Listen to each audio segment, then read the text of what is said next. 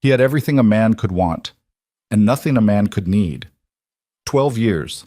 Not one real laugh. Not one moment where Ethan Carter let the walls come down. He built his empire the same way he built his grief, brick by brick, floor by floor, until the thing was so tall that light couldn't reach the bottom anymore. Then a woman with a worn bag and tired eyes walked through his door and ruined everything he thought he needed. This is the story of a billionaire who forgot how to feel, a little girl who learned to be silent, and the woman who broke them both open. If this story touches something in you, hit that like button and drop the name of your city in the comments. I want to see how far this story travels. The morning always started the same way in the Carter penthouse. 6:04 a.m. Not 6 o'clock, not 6:15. 6:04, because that was when the automated blinds retracted on the east-facing floor-to-ceiling windows, and the Manhattan skyline did what it always did. It performed. Orange light came sideways across the Hudson, climbed the glass towers, and eventually hit the 43rd floor where Ethan Carter was already dressed, already standing at his desk, already 3 emails deep into a morning that would consume 10 more hours of his life before he thought to eat. He was 32 years old. He looked older, not in the way that made people say he's weathered or distinguished, just in the way that made them uncomfortable at cocktail parties, when they realized his eyes weren't tracking the conversation, that he was somewhere else, that he was always somewhere else. The apartment itself was stunning in the way that museum exhibits are stunning. Impressive, impeccably arranged, and completely untouchable. White marble floors that reflected the ceiling lights in long, pale strips. A kitchen built for a chef that rarely produced anything warmer than a protein shake. Artwork on the walls that an interior designer had selected based on Ethan's answer to a single question. What do you want people to feel when they enter this space? He'd said, respect. Not warmth, not comfort. Respect. The designer had delivered exactly that. The only room in the apartment that was different, the only room where the marble gave way to something softer, where there were actual colors on the walls instead of calculated neutrals, was Lily's room. And even there, it had been arranged more for the impression of childhood than for the actual chaos of it. The stuffed animals were lined up. The books were alphabetized on a built-in shelf.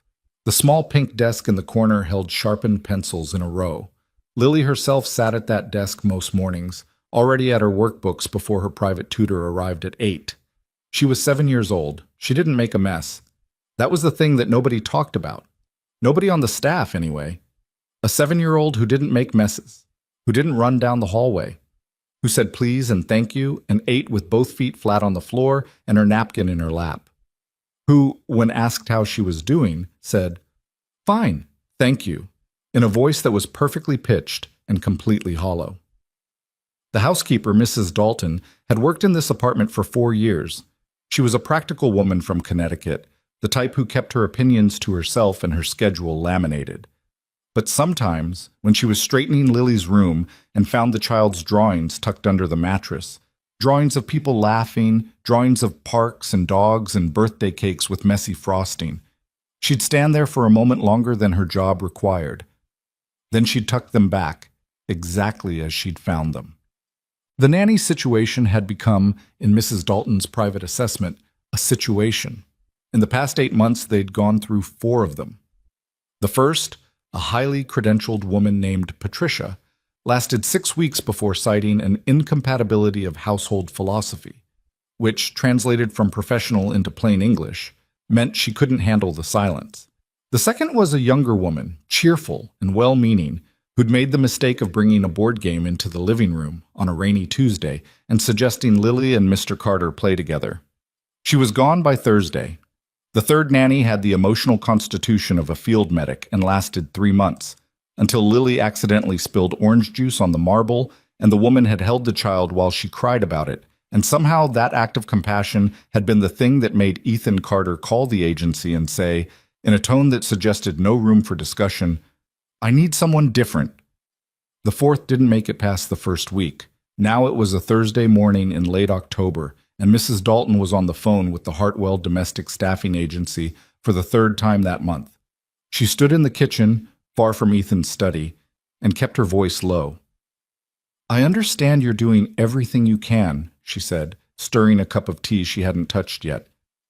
But I need someone who can start soon. The household is, she searched for the right word, strained. We have one candidate, the woman on the other end said, in the careful tone of someone managing expectations. She doesn't have the usual profile we place for a client like Mr. Carter. No elite education. Her references are from a daycare center in Brooklyn and a family in Queens. But she passed all our background checks. She's experienced with children, and she's available immediately. Mrs. Dalton rubbed her temple. Send her tomorrow morning, 9 o'clock. She hung up and stood for a moment in the kitchen, listening to the apartment. From down the hall came the faint sound of Lily's pencil moving across paper. From Ethan's study, nothing. Just the ambient hum of the city 43 floors below, and the particular pressurized quiet of a home that had forgotten how to exhale. Please, Mrs. Dalton thought, let this one last. Teach. The next morning, Maya Brooks arrived 17 minutes early.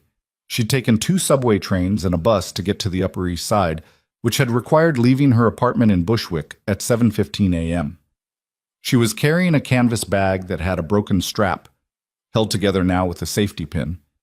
And she was wearing her good coat, which was a dark navy wool thing she'd bought 4 years ago and maintained with a level of care that spoke to someone who could not afford mistakes with clothing. Her shoes were clean, her hair was pulled back. She stood on the sidewalk outside the Carter building and looked up. 43 floors of glass and steel, a doorman in a gray uniform, a lobby she could see through the revolving doors that was larger than her entire apartment. The kind of building where the air inside smells different, where there's a softness to the light that costs money to produce. Maya took a breath. She'd been in nice buildings before. She'd worked for families in Tribeca and once, briefly, in a townhouse on the Upper West Side. She didn't get intimidated by wealth exactly. She got tired of it sometimes. The particular kind of exhaustion that came from moving through rooms you weren't supposed to belong in, smiling at the right moments, making yourself smaller so that the money in the room could expand. But her grandmother's surgery was in 6 weeks. $43,000. She had $900 in her checking account. Maya picked up her bag, walked through the revolving door, and gave the doorman her name. Trot. The lobby attendant called up. There was a wait of about 4 minutes, she counted, and then she was directed to an elevator that required a key card to access, which the attendant provided temporarily. The elevator was quiet and fast, and deposited her into a small private vestibule outside the penthouse door. Mrs. Dalton opened it before Maya could knock. The woman was in her 50s, solid and gray-haired, and she had the look of someone who had absorbed a significant amount of professional stress and developed a kind of structural immunity to it. She looked Maya over, not unkindly, but completely, the way someone who manages a household looks at a potential problem and tries to assess it quickly. "You're early," Mrs. Dalton said. "I wanted time to find the building," Maya said. "I've never been to this part of the Upper East Side." That was honest enough that Mrs. Dalton stepped back and opened the door wider. Inside, Maya didn't let herself react to the apartment, not visibly. She kept her face neutral while she took it in, the scale of it, the height of the ceilings, the way every object in every room looked like it had been placed by someone whose job was placing objects. Beautiful, immaculate, and underneath all of that, quiet, in a way that felt structural, like the silence had been built in. "Mr. Carter is in his study," Mrs. Dalton said, leading her down a hallway. "He'll interview you himself, I should tell you." She paused. "He's direct. He doesn't do small talk. Don't take it personally." "Okay," Maya said. "Lily is with her tutor right now. You'll meet her after." "How old is she?" 7. She's... Mrs. Dalton chose her words the same way she arranged the apartment, with precision. "She's a very well-behaved child." Something in the way she said it made Maya look at her. Mrs. Dalton was already moving toward the study door. Ethan Carter was standing when Maya entered, not sitting behind his desk the way she'd half expected. Standing at the window, looking out at the city, his phone face down on the desk beside him. He was taller than she'd anticipated, in a dark gray dress shirt with the sleeves pushed to his elbows, and he turned when she came in with the unhurried efficiency of someone who made assessments quickly and didn't feel the need to perform the process. He looked at her bag, at her coat, at her face. She looked back at him. There was something about his face that surprised her, not his attractiveness, which she registered and filed away with the same practicality she brought to everything, but the flatness of it. Like someone had taken a face designed to be expressive and very deliberately removed all the settings above neutral. He was 32. The agency had told her his age. But his eyes were the eyes of someone who'd decided, at some earlier point, that feeling things was inefficient. "Sit down," he said. Not "please sit down," just the instruction. Maya sat down. He remained standing. She'd seen this tactic before, in other interviews, other households. Some employers used physical height as a management tool. She didn't find it intimidating. She found it mildly interesting. "You worked at Sunshine Daycare in Brooklyn," he said, picking up a single sheet of paper from his desk. Her application, she assumed. "And before that, a private family in Queens, the Nguyens." "That's right." "The Nguyen children were 4 and 6. You worked there for a year." "A year and 3 months." He glanced up. Not surprised exactly. More like recalibrating. "Why did you leave?" "They moved to Vancouver. Mrs. Nguyen's mother was ill. Before that, the daycare." "You were there 2 years." "Almost 3. "Why did you leave?"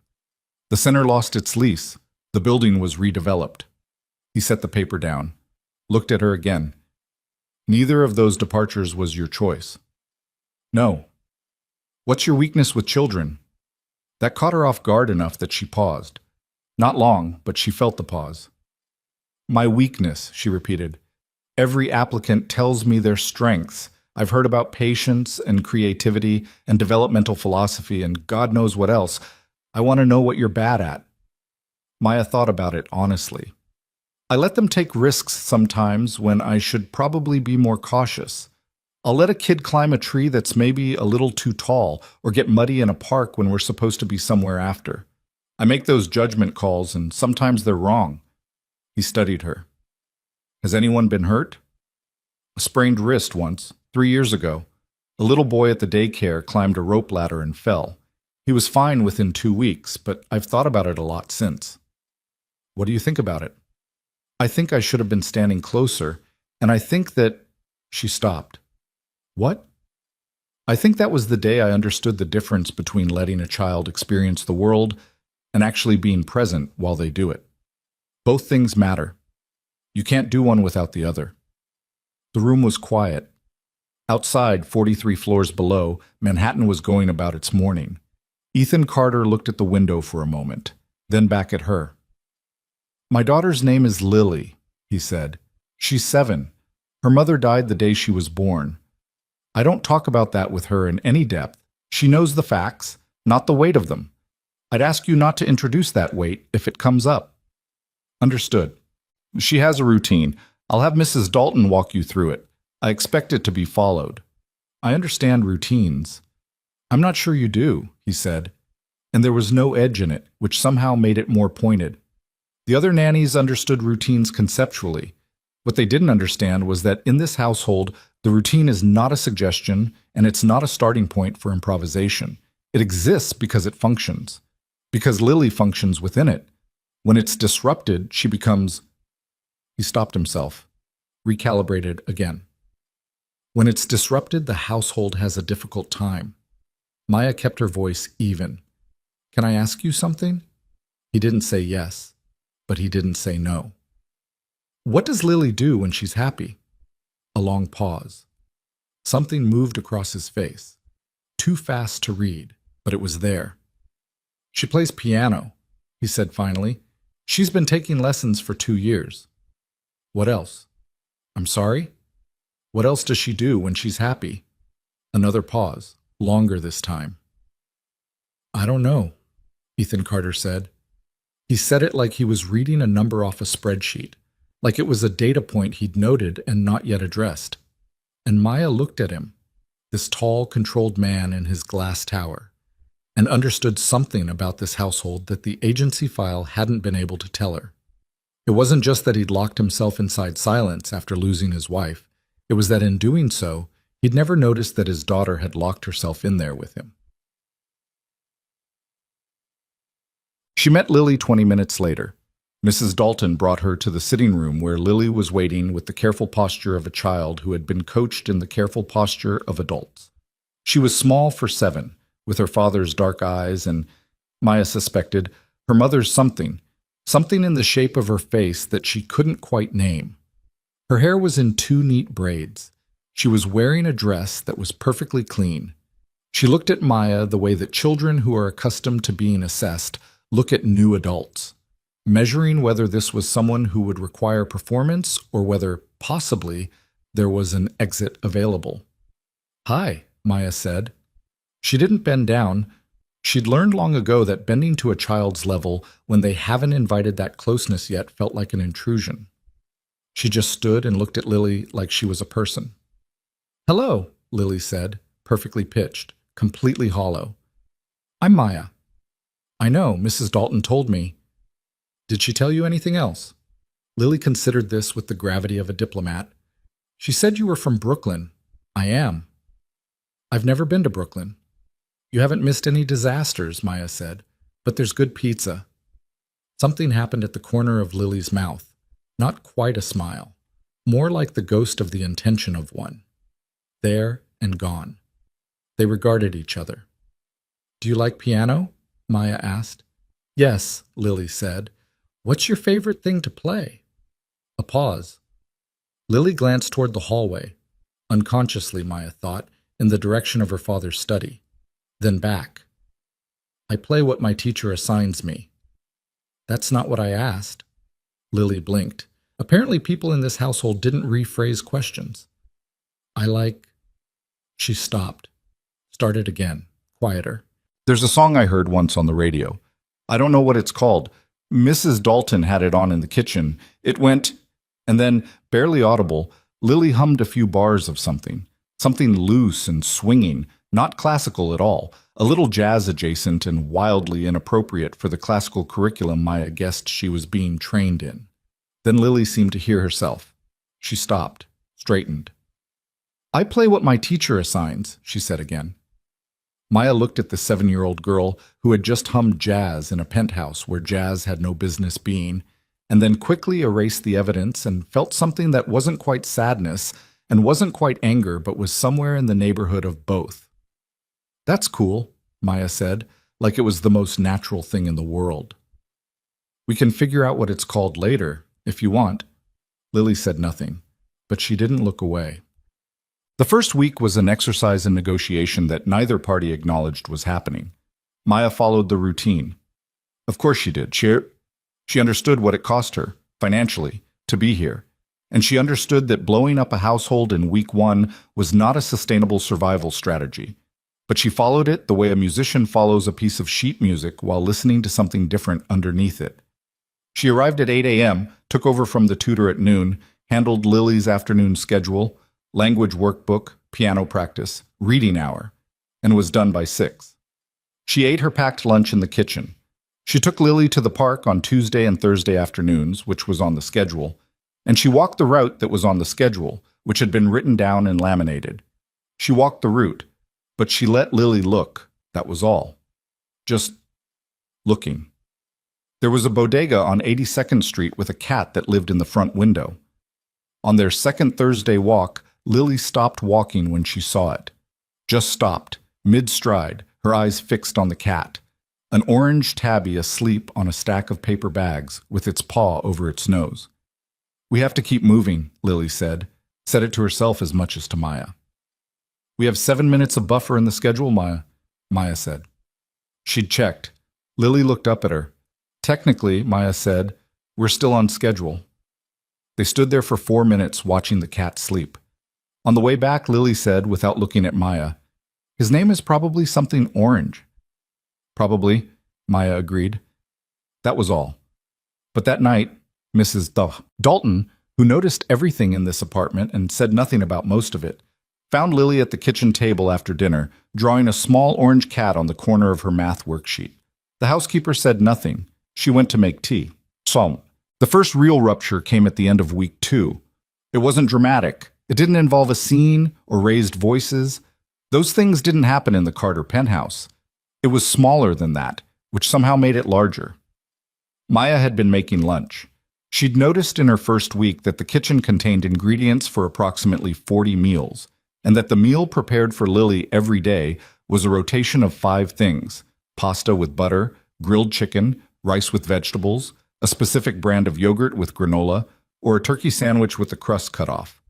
All nutritionally sound, all completely predictable. She'd asked Mrs. Dalton on day 3 whether there was any flexibility in the lunch menu.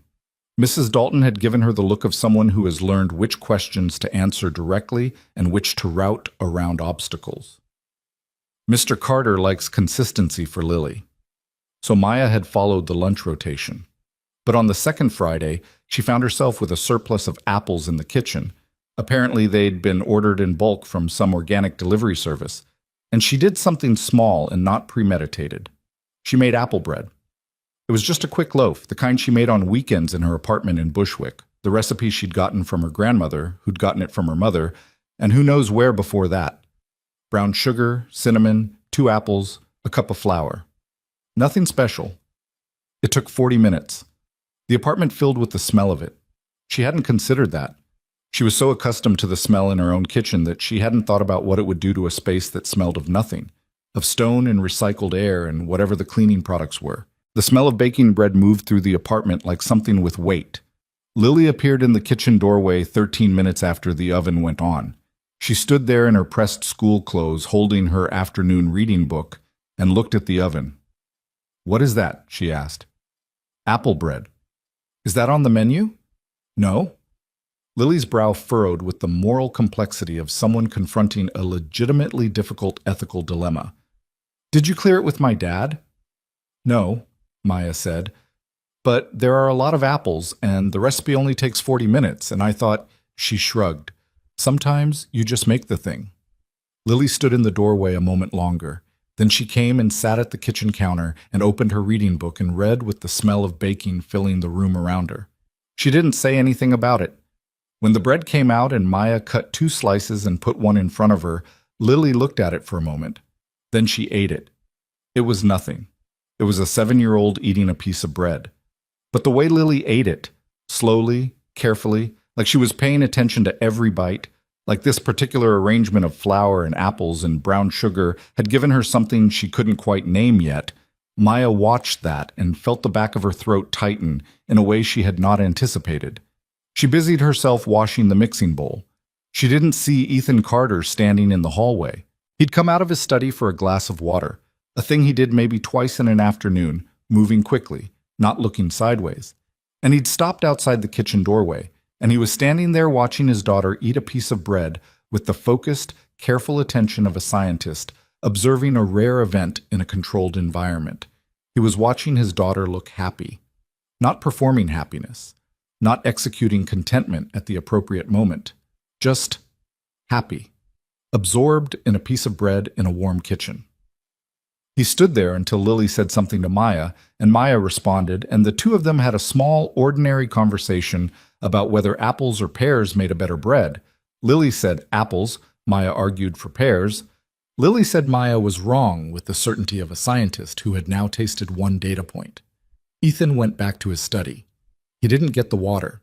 He sat down at his desk and stared at his second monitor for 11 minutes before he picked up his phone and answered the email he'd been ignoring. But in those 11 minutes, he sat very still. "She seems better this week," Mrs. Dalton said. She was in the kitchen at 7 a.m. on a Monday, 2 weeks into Maya's time at the apartment. Ethan was getting his coffee, black, no sugar, the same as every morning. He didn't answer immediately. "She seems more—" Mrs. Dalton searched for a word that wouldn't open a conversation she wasn't authorized to have. "Present." Ethan drank his coffee, looked at the counter. "Has there been any deviation from the schedule?" "Small ones," Mrs. Dalton said carefully, "within appropriate margins." "I'll need specifics." She told him about the apple bread, about the extra 4 minutes at the park with the orange cat. He listened. Then he said, "Keep an eye on it," and went back to his study. Mrs. Dalton exhaled slowly through her nose. Keep an eye on it. She'd been keeping an eye on things in this apartment for 4 years. She'd watched this man eat standing at his counter 12 times a week. She'd watched Lily learn to set a table with the precision of a cadet before she was old enough to read. She'd watched seven nannies come and go, each one abraded down by the specific friction of this household until nothing was left. She'd been keeping an eye on it. What she knew, and what her job description prevented her from saying out loud, was that the apple bread hadn't just made Lily look present. It had made Ethan stand in a hallway for 4 minutes doing nothing. In 4 years, she had never once seen him do nothing. By week 3, something was happening to the mornings. Not dramatically, not in a way that could be pointed to or measured, but something. Lily had started appearing in the kitchen earlier than her schedule required. Maya, who arrived at 8, would find the little girl already there, sitting at the counter with her workbook, doing her morning exercises with the specific posture of someone who is technically doing what they're supposed to be doing while being somewhere else entirely, watching the kitchen door. You're early, Maya said on the 3rd morning this happened. I woke up, Lily said. You could have stayed in bed. I wasn't tired. Maya made 2 cups of hot chocolate, with actual cocoa and milk, not the packet kind, a thing she'd started doing without anyone's explicit permission, and set one in front of Lily and took the other to the opposite counter. They worked in the same room that way, Maya prepping whatever she was going to prep, Lily doing her morning workbook, the sound of pencil on paper, an occasional stirring, and the city outside. It was a small thing. It was nothing. It was probably the most normal thing happening in this apartment. On a Tuesday in early November, Lily looked up from her workbook and said without preamble, Do you have a family? Maya glanced at her. Yes. Parents? My grandmother. My parents died when I was in high school. Lily considered this with the same careful weight she brought to most things. Did you miss them? Every day, Maya said. For a long time it felt like something broken inside me that I kept waiting to get fixed. But eventually I figured out it wasn't going to get fixed. It was just, she thought about how to say it, going to become part of me, like a scar. It's there. It's part of the shape of you, but you're still you. Lily was quiet for a while. Maya let her be quiet. Didn't rush it. Then, did you cry? All the time. My dad doesn't cry, Lily said. Not as a criticism, just a fact that she had observed and cataloged. Some people can't, Maya said carefully, or they think they can't. It's different for everyone. Another long pause. I cry sometimes, Lily said. At night, when he can't hear. Maya set down what she was holding, looked at this 7-year-old girl who cried quietly, at night, so her father couldn't hear, who learned to be silent in a silent house, who hummed jazz softly and then took it back. That's okay, Maya said. That's allowed. Mrs. Dalton says I should use a tissue and not leave evidence on my pillow. Despite everything, Maya almost laughed. That sounds like Mrs. Dalton. She's not mean about it, Lily said quickly. I think she doesn't know what to do with it, so she gives me tissue advice. That's very mature of you, Maya said. Understanding that about her, Lily looked back at her workbook. I think a lot, she said simply. There's a lot of time for it. But she found the drawings on a Thursday. She wasn't snooping. She was straightening Lily's room while Lily was with her tutor, a task Mrs. Dalton had asked her to help with because the housekeeper's schedule was doubled up that week. She found them the same way Mrs. Dalton had found them, tucked carefully under the mattress, a small stack of folded papers. She should have put them back immediately. She knew that. But she unfolded just one, the one on top, and stood there with it. It was a drawing of a woman, clearly drawn by a child. The proportions were childlike, the perspective flat, but detailed in a way that spoke to genuine concentration. The woman had long hair and was laughing, her arms open, and she was standing in what looked like a field of something, flowers maybe, or tall grass, Maya couldn't tell. At the top of the drawing, in careful block letters, my mom. Below that, in smaller letters that looked like they'd been added later, like an afterthought, I think. Maya stood with this drawing for a long time.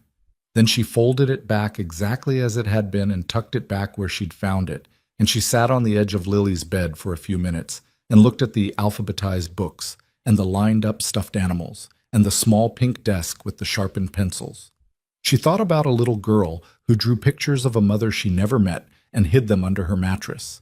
She thought about a man 43 floors above Manhattan who had locked himself so tightly inside his own grief that his 7-year-old daughter had learned that grief was something to keep hidden. And she thought about her grandmother and the surgery date circled on her calendar at home and the number in her checking account and how many weeks she had left in this job and whether that math was going to work out. She got up. She went back to straightening the room. She put the pencils back in their row. Ethan began appearing in the kitchen at odd times. Not regularly, not in a pattern she could map. But on a Wednesday afternoon, when Maya and Lily were doing a reading exercise at the kitchen table, Lily reading aloud from a picture book while Maya listened and occasionally asked questions, she became aware, without turning around, that someone was in the kitchen doorway. She let it go, kept her eyes on Lily. Lily kept reading. She was at a part of the story that she found funny, something about a dog that kept knocking things over. And she made a small sound that was just barely a laugh. Not quite. More like the sound before a laugh, the intake of air that happens when the laugh is still deciding whether to happen. Maya said, "Keep going. You're doing great." Lily turned the page. In the doorway, Ethan Carter stood for about 90 seconds and then was gone. He didn't say anything. He didn't acknowledge that he'd been there. By evening, when Maya was packing up to leave, she passed the closed door of his study and could hear him on a call, his voice clipped and precise, speaking about quarterly projections, same as always. But the following Monday, she came in and found a new book on the kitchen counter. A picture book. Not the type Lily's tutor would have assigned, but a newer one, something with a bright illustrated cover. There was no note. When Lily came in and saw it, she picked it up, read the title, looked at it with the careful diagnostic expression she brought to new information. "Where did this come from?" she asked Mrs. Dalton. Mrs. Dalton had the expression of someone who was choosing not to know things. "It was on the counter when I came in," she said. Lily looked at the book a moment longer, then she put it in her room. That night, Mrs. Dalton mentioned to Maya quietly while they were both tidying the kitchen after dinner. "He stayed in last night. He usually works till midnight. He was done by 9. Maya nodded slowly. "Okay." He walked past the living room twice. Lily was doing a puzzle. "She's been doing more puzzles," Maya said. "She's good at them." "Yes," Mrs. Dalton said. She paused. He didn't interrupt. He just walked by. "Okay," Maya said again. Mrs. Dalton nodded once in the manner of someone who has conveyed a message and considers it delivered. Maya took the recycling out. She stood in the service hallway for a moment, listening to the building around her. 43 floors of lives stacked on top of each other, each one its own contained world. He walked past the living room twice. She thought about a man who went from point A to point B in his own apartment, never pausing, never sitting, never deviating. She thought about what it meant that he had walked the same hallway twice in an evening, knowing his daughter was on the other side of a wall. She picked up the recycling bag. She went back inside. 3 weeks after Maya arrived, Lily laughed. Not the almost laugh from the reading exercise. Not the ghost of a smile at the corner of her mouth outside the bodega with the cat. A real one. It was a Saturday. Maya didn't work Saturdays, but she'd agreed to cover this particular one because Mrs. Dalton had a family thing. Lily had piano practice in the morning, and Maya sat in the music room while Lily played, which was something none of the previous nannies had apparently done. Just sat there, without reading or scrolling, just listening. Lily played her assigned pieces with the mechanical precision of someone executing a task. Then she stopped, looked at the piano. Then, very carefully, like someone walking out onto ice they're not sure will hold, she started playing something else. It was the jazz thing she'd hummed, except now she was playing it, piecing it together by ear, getting maybe half the notes right, and completely mangling the rhythm in a way that was charming and completely alive. She played it for about 30 seconds. Then she played it again, getting slightly more of it right. Then she played a bit that was clearly wrong, and she knew it was wrong, and she played it anyway. Maya said nothing. Lily played the wrong bit again, twisted it into something even more wrong, somehow funnier. She played a completely unhinged variation that bore no relationship to any piece of music that had ever been written. And then she laughed. It came out surprised, like it ambushed her, like it had been waiting in some part of her that didn't get much use, and it seized the moment. It was high and sudden and real. That particular type of child's laugh that is not performed for anyone. That is just the sound of something genuinely delighting a person who hasn't been delighted in a while. It lasted maybe 5 seconds. Then Lily heard herself, and the laugh stopped, and she straightened on the piano bench. Maya clapped, twice, slow. That was the best version of that I've ever heard. Lily turned around. Her face was flushed. It was wrong. It was perfect, Maya said. Those weren't the right notes. Nope, Lily stared at her. You're supposed to correct me. You weren't playing your lesson. You were playing your thing. Those are different categories. Lily thought about this with genuine seriousness. She turned back to the piano, played the normal assigned piece correctly, all the way through. Then she stopped. Maya, she said without turning around. Yeah? Do you think wrong notes can still be music? Maya thought about it. I think sometimes wrong notes are the best part. Lily was quiet for a moment. Okay, she said, very small, but something in it that had not been there before. Ethan's study was 2 rooms away, with a solid wall between them.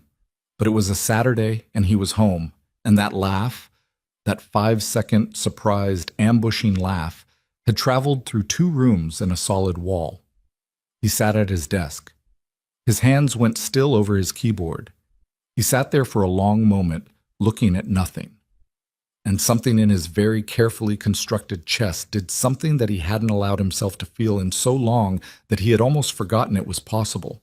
It cracked, not broke, not shattered, just the smallest fissure, the first one in 12 years. The fissure didn't announce itself. That was the thing about it. Ethan went back to his keyboard and typed the email he'd been composing and sent it and opened the next one.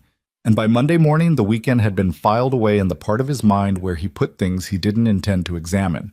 He was good at that. He'd had 12 years of practice. But the fissure was there. It didn't care whether he examined it or not. It showed up in small ways that he attributed to other things. He started taking his afternoon coffee standing at the kitchen window instead of at his desk. The view was the same building across the street, nothing remarkable. But he told himself it was good to step away from the screen periodically. He'd read something about eye strain. He started coming out of his study at odd hours, for water, for nothing, moving through the apartment the way you move through a space when you're not going anywhere specific but you need to be moving. He noticed the smell of the kitchen more. He noticed the sounds. On a Wednesday afternoon, he came out for water and heard from 2 rooms away Maya's voice saying something he couldn't make out, and then Lily's laugh. Smaller than the one on Saturday, a normal everyday laugh, the kind that kids make when something is briefly funny and then move on. And he stood in the hallway holding a glass he'd filled and forgotten about. And he stood there for what was probably too long. He drank the water. He went back to work. He told himself nothing was changing. The thing about telling yourself nothing is changing is that you have to keep telling yourself, which is itself a kind of evidence. Thursday came, and with it, the park walk. Ethan didn't usually track the park walks. They were on the schedule. They happened. That was sufficient. But he found himself at the window at 3:15, the approximate time Maya and Lily would be returning, and he watched the street below until he saw them come around the corner. 43 floors was too high to read expressions, but he could see the way they moved, Lily walking close to Maya's side, not the usual 2 steps ahead and very proper walk she did with the previous nannies. Close, and they were moving slowly, which meant they were talking. He watched until they went through the building's entrance. He told himself he'd been looking at the traffic.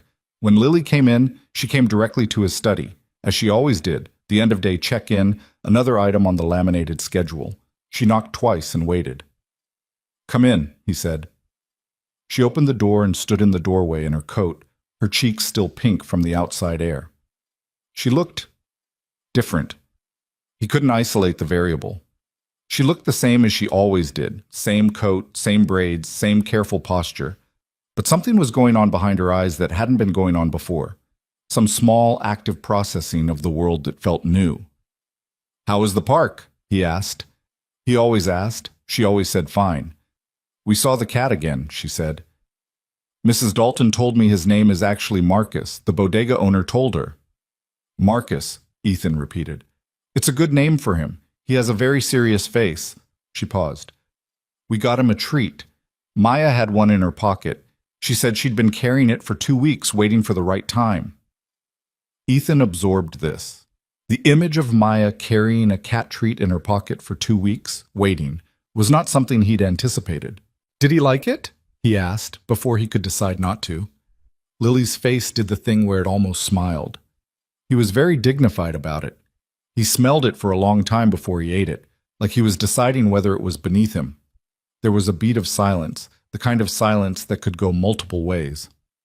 "That sounds like a Marcus thing to do," Ethan said. Lily looked at him. For a moment something very direct crossed her face, and something searching, like she was looking for a door in a familiar wall. Then it was gone, and she said, "Good night, Dad," and went down the hallway to her room. Ethan turned back to his desk. He sat there for a while. Marcus, he thought, despite himself. Timad.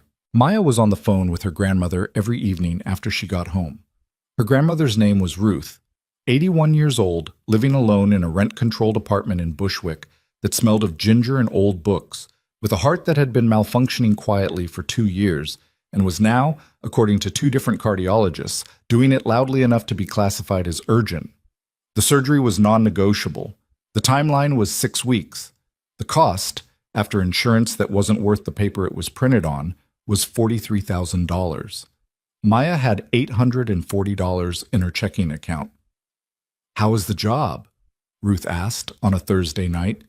She had a voice that had never lost its Louisiana inflection, low and warm, the kind of voice that belonged in a kitchen. "It's fine," Maya said. She was eating leftovers standing at her counter, a habit she'd developed in her 20s that she kept meaning to break. "It's a strange house." "Strange how?" "Quiet, in a way that feels like it costs something." She thought about how to explain it. Like someone decided that quiet was safer than noise, and the whole house agreed. "And the child?" "She's 7, and she cries at night, so her father can't hear." Ruth was quiet for a moment. "Lord," she said softly. "She's funny, though. She's got this dry, careful way of looking at things, like she's taking notes." "And the father?" Maya was quiet for a beat too long. "Maya. He's..." She moved the leftover container, looked at the window. "He's someone who's been standing still for a long time and doesn't know it, like how a river freezes and doesn't realize it stopped being a river." "That's a lot of insight for 3 weeks." "I notice things." "You always did," Ruth said. "Your mother was the same way." A pause. "You like this job?" "I need this job," Maya said. "Careful." "That's not what I said." Maya didn't answer. "Be careful," Ruth said. Not as a warning exactly, more as a thing she needed to say to feel she'd said it. "I know," Maya said. After she hung up, she stood at the counter for a while in her quiet apartment, which was also quiet, but a different kind of quiet, the comfortable kind that comes from a space being your own. And thought about her grandmother's surgery date and her checking account in the 6 weeks between now and the deadline, and then she washed her container and went to bed. She didn't let herself think about the way Ethan Carter had stood in the hallway on that Saturday. She was good at that, too. She'd had to be. The library was not on the schedule. It was Maya's idea, and she ran it through Mrs. Dalton rather than requesting explicit permission, which was a tactical choice because Mrs. Dalton had a pragmatic relationship with the rules of the household and a soft spot for Lily that she expressed primarily through efficient problem-solving. Maya explained that Lily had run out of appropriate reading material, which was technically true, and that the nearest public library was 3 blocks from the park route, which was also true. Mrs. Dalton looked at her for a long moment. "Put it on the schedule," Mrs. Dalton said, meaning do it and document it so that if it becomes a problem, there is paperwork. So on a Tuesday, they went to the library. The Andrew High School Braille and Talking Book Library was not technically the closest branch, but Maya knew it and liked it. And more importantly, it had a children's section with armchairs and low shelving and the specific air of a place that took reading seriously without making it intimidating. She'd been coming here since she was 12, dragging herself from Bushwick on 2 trains. Lily walked in and stopped. She stopped the way she'd stopped in front of the cat in the bodega window. Total stillness, like her internal operating system had paused to process incoming information. Her eyes moved across the room, the shelves, the colors on the spines, a reading table where a boy about her age was sprawled across a beanbag with a book held over his face. "We can get library cards," Maya said. "You can take books home." "I have books at home," Lily said. But it came out uncertain, like she was questioning it at the same time she said it. "These are different." "How?" Maya thought about it honestly. "Your books at home were chosen for you. These ones you choose yourself." Lily looked at the shelves, looked at Maya. Then she walked into the children's section with the deliberate step of someone making a decision. She was in there for 45 minutes. Maya sat in one of the armchairs near the door and watched Lily move through the stacks, pulling books out, reading the back covers, putting them back, pulling out others. She talked to the librarian, a young woman with elaborate braids who crouched down to Lily's level without being asked and pulled 3 books from a shelf she apparently knew by heart and handed them over with the confidence of someone who had matched children to books for years. Lily came out with 4 books and a library card with her name on it. On the walk home, she held the books against her chest with both arms. She didn't say anything for a block. Then, "The librarian said the book on top is about a girl who becomes an astronomer in the 1800s. She says it's not sad, but important things happen." "Sounds good," Maya said. She said not sad specifically, which means it might be a little sad. "Maybe. Is that okay?" Lily considered. "I think so. I think I can be a little sad about a book." "Yeah," Maya said. "That's what books are for sometimes." They walked another half block. "Maya," Lily said. "Yeah?" "Do you think my dad would like any of these?" Maya looked down at her. Lily was watching the sidewalk, not looking up, which meant she'd asked the question sideways, the way she always approached things that mattered. "I think he might like the astronomy one," Maya said carefully. "He seems like someone who likes precision." Lily nodded slowly. "He reads reports mostly, for work. I see them on his desk when I bring him his coffee in the morning." "You bring him coffee?" "Every morning. He doesn't ask me to. I know he forgets to get up and get it, and it gets cold, so I bring it." She said this with the matter-of-fact tone of someone who has arranged their life around small acts of care that they've never named. "He always says thank you. He looks surprised every time, which is funny because I've been doing it for 2 years. Maya absorbed that. A 7-year-old who had been surprising her father every morning for 2 years with a cup of coffee, and a man who was surprised by it every time. Not because he forgot, but because he could not quite believe it. "Maybe leave the book on his desk sometime," Maya said. "Not a big thing, just leave it there." Lily was quiet. "Or not," Maya said. "Just a thought." They turned onto their block. The doorman saw them coming and held the door, and Lily walked through holding her library books. That evening, after dinner, Mrs. Dalton saw Lily go into her room and come out again with the astronomy book. She walked to her father's study door, stood there for a moment. Then she knocked. "Come in," said Ethan. Mrs. Dalton from the kitchen couldn't hear what was said, but she heard Lily's voice, brief and low, and Ethan's response, also brief, a short exchange. The study door didn't close again for another 12 minutes. When Lily came back down the hall, she wasn't carrying the book. She went to her room. Mrs. Dalton busied herself with dishes, but later, when she brought Ethan his late evening tea, a ritual she'd maintained for years, a thing he accepted without acknowledging, she saw the astronomy book open on his desk, face down to keep the page. He was on the phone, turned toward the window. He didn't look at her. She set the tea down and left. She walked back to the kitchen with the particular expression of someone who is quietly, privately, and very carefully hopeful about something they refuse to say out loud. The fracture in the routine happened because of rain. It was a Friday afternoon in mid-November, 2.5 weeks after the library visit, and the park walk was on the schedule.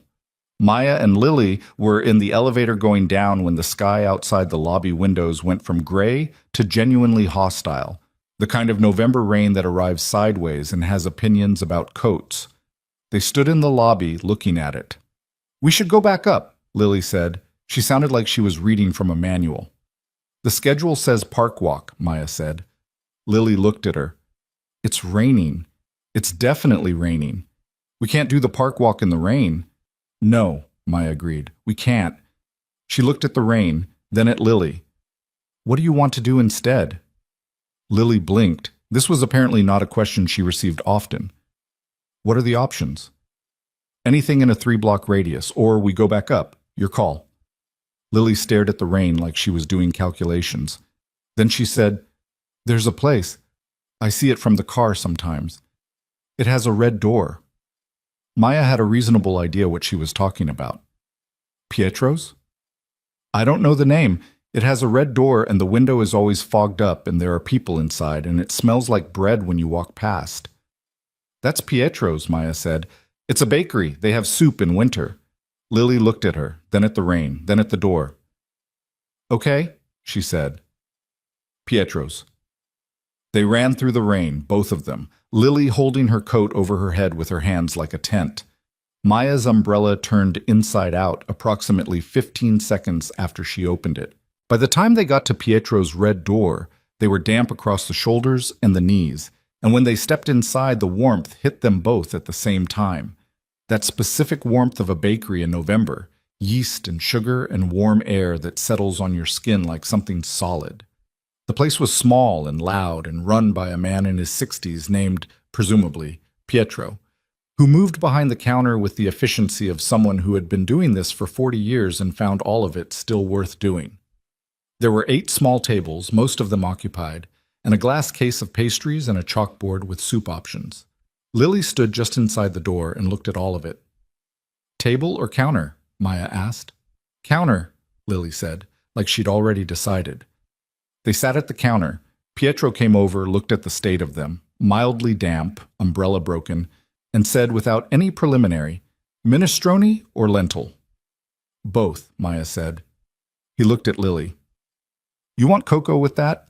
"You look like a cocoa situation." Lily considered him seriously. "Yes, please," she said. He went away. Lily looked at the glass case of pastries, at the chalkboard, at the couple at the table behind them who were having an argument about something in fast Italian that neither of them spoke, at the rain on the window. "This is different," she said. "From what?" "From—" She gestured vaguely upward. "The apartment, the marble, the systematic everything." "All of it." "Yeah," Maya said, "it is." "Do you like this better?" Lily asked. "Than up there?" Maya was careful. "I like both for different reasons." "What do you like up there?" "I like—" She thought honestly. "I like you. I like Mrs. Dalton pretending she doesn't have feelings while she very obviously has all of them. I like the view in the mornings." A pause. "I like that your dad got 4 chapters into that astronomy book." Lily's head turned sharply. "He told you that?" "He didn't have to. I can see the bookmark." Lily was quiet. The soup arrived, 2 bowls immediately steaming, accompanied by bread that had been torn from a loaf rather than sliced. Pietro set the cocoa in front of Lily without ceremony and went back to work. Lily looked at the torn bread. She picked up a piece and held it for a moment like she wasn't sure what to do with torn bread, like it violated some expectation she didn't know she had. Then she ate it. "It's better like this," she said, surprised. "Torn bread usually is." They ate. The Italian argument behind them resolved into laughter. The rain hit the window in sheets and then relented and then came back. Lily ate her soup with more appetite than Maya had ever seen her bring to a meal, which was saying something because Lily was generally a careful, methodical eater. Halfway through, Lily said, "My dad used to come to places like this." Maya looked at her. "He told you that?" "No, I saw a picture." In his desk drawer. I wasn't snooping, I was looking for tape. There was a picture of him when he was younger, maybe my age. He was at a table somewhere that looked like this, with a woman. She paused. I think it was my grandmother, his mother. She died when I was a baby. That's a lot of people to lose, Maya said quietly. Yes, Lily said. She stirred her soup. He doesn't go to places like this anymore. He goes to restaurants with tablecloths for business. Mrs. Dalton told me. What do you think about that?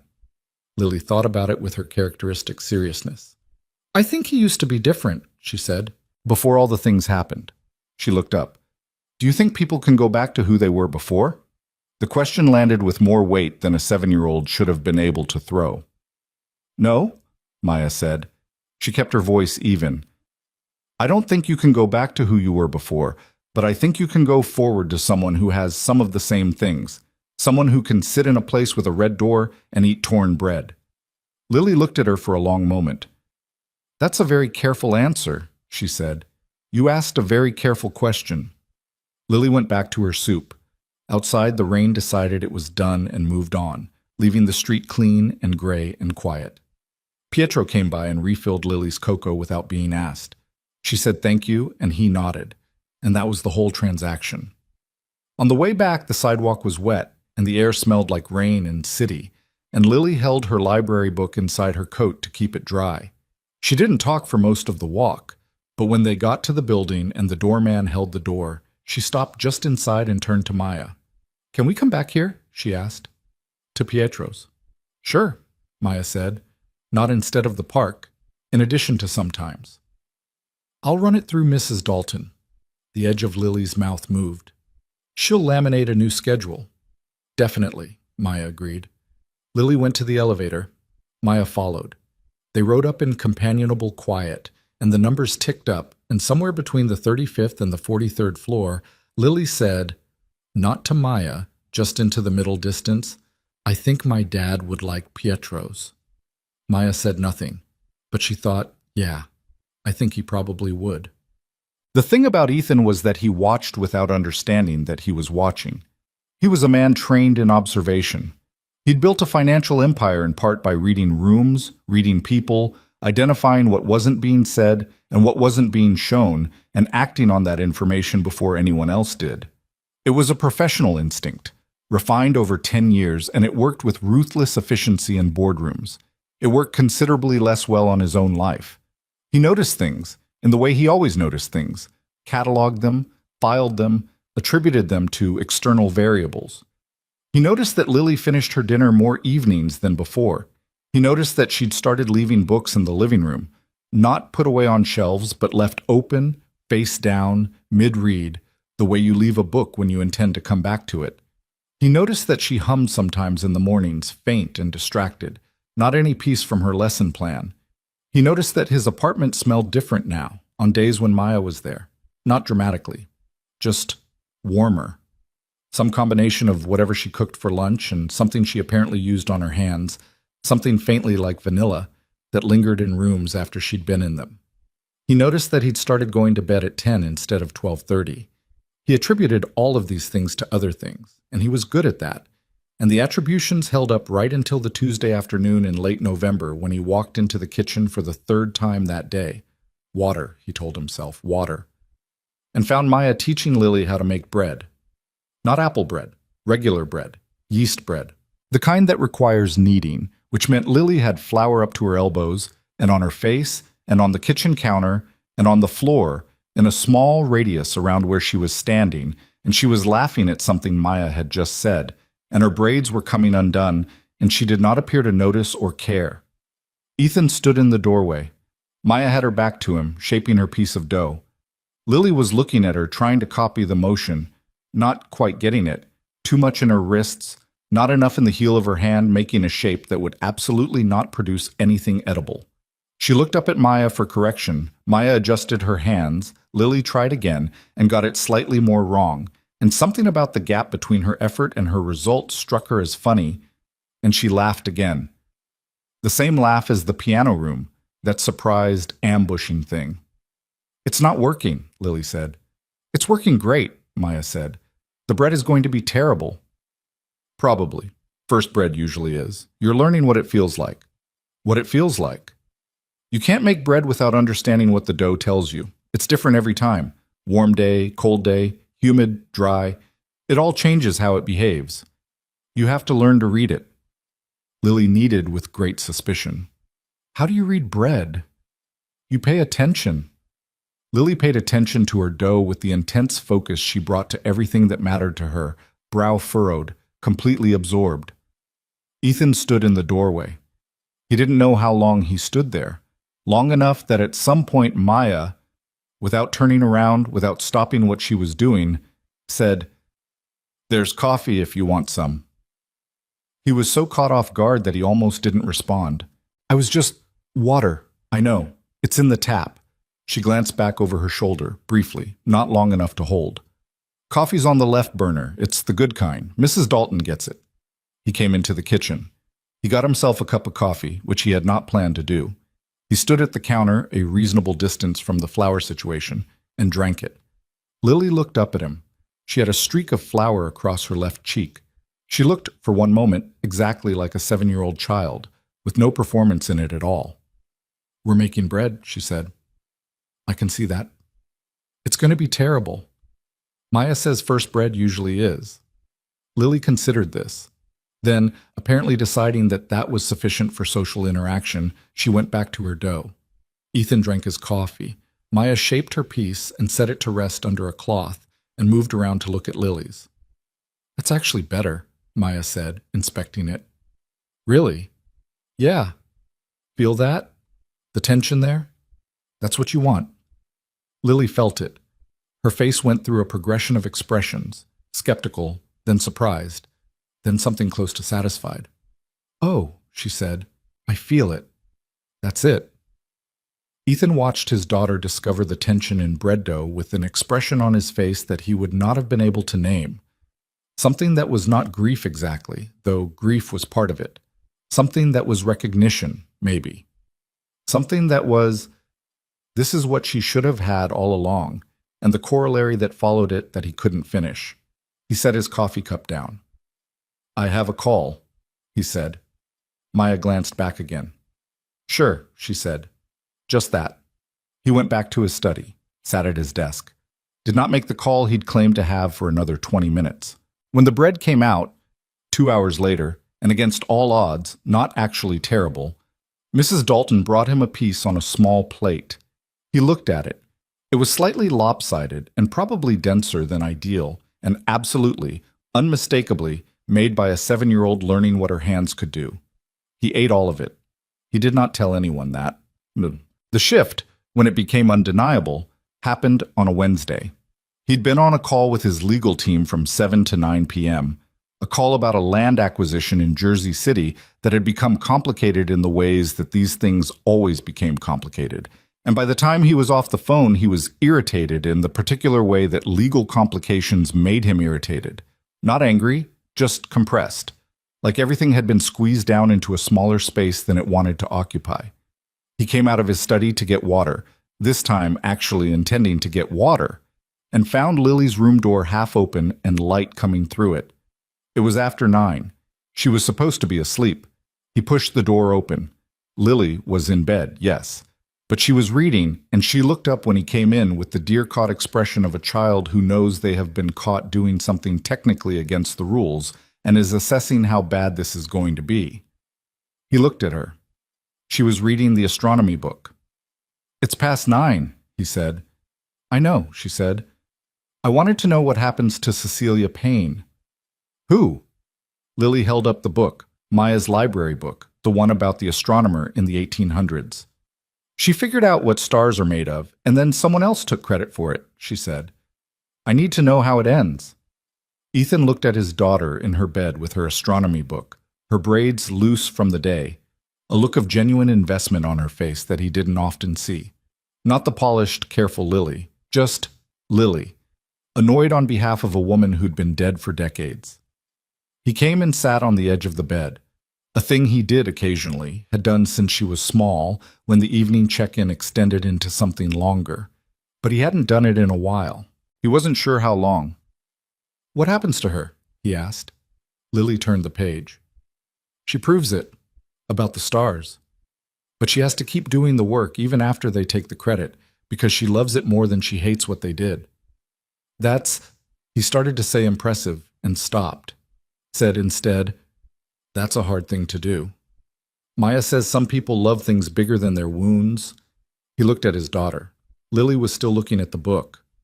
Maya says that? He said. Yesterday, at Pietro's. She glanced up. It's the bakery with the red door. We went when it rained. She says we can go on the second Tuesday of every month. It's on the new schedule. I see. Lily turned another page, read for a moment, then, Dad? Yeah. Why don't you go anywhere anymore? Like regular places. With red doors. He was quiet. The question was so direct and so small that there was no diplomatic deflection available. I go places, he said finally. Restaurants with tablecloths, Lily said. For work. Mrs. Dalton, he thought. I've been busy, he said. Lily looked at him then. The full look, the direct one, with all the 7-year-old's unnerving capacity to see through insufficient answers. You're always busy, she said. But I think it's different from busy. I think you just... She searched for the word. Stopped going. He had nothing for that. Maya says you can want to go somewhere and also be afraid of it at the same time, Lily said. That both things can be true. When did she say that? She says things sometimes when she's not talking to me.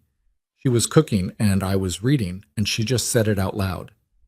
He absorbed this. The image of Maya cooking and thinking out loud and not knowing she had an audience. The image of his daughter collecting these things the way she collected everything, carefully, quietly, under the mattress of her attention. You should finish your chapter, he said. Then lights out. 2 chapters, Lily said. 1. 1.5. He looked at her.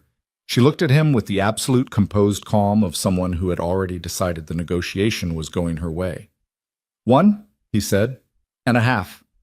Lily returned to her book with the satisfied expression of someone who had achieved the goal they'd set out for. Ethan stood and moved toward the door. Dad? Lily said, without looking up. Pietro's is 3 blocks from here. They're open Saturday mornings. He stood at the door. I have calls on Saturdays, he said. From what time? He almost said all morning, which was what he usually said, what he always said. The reflexive, airtight Saturday block that meant he never had to decide anything about Saturday mornings because they were already accounted for.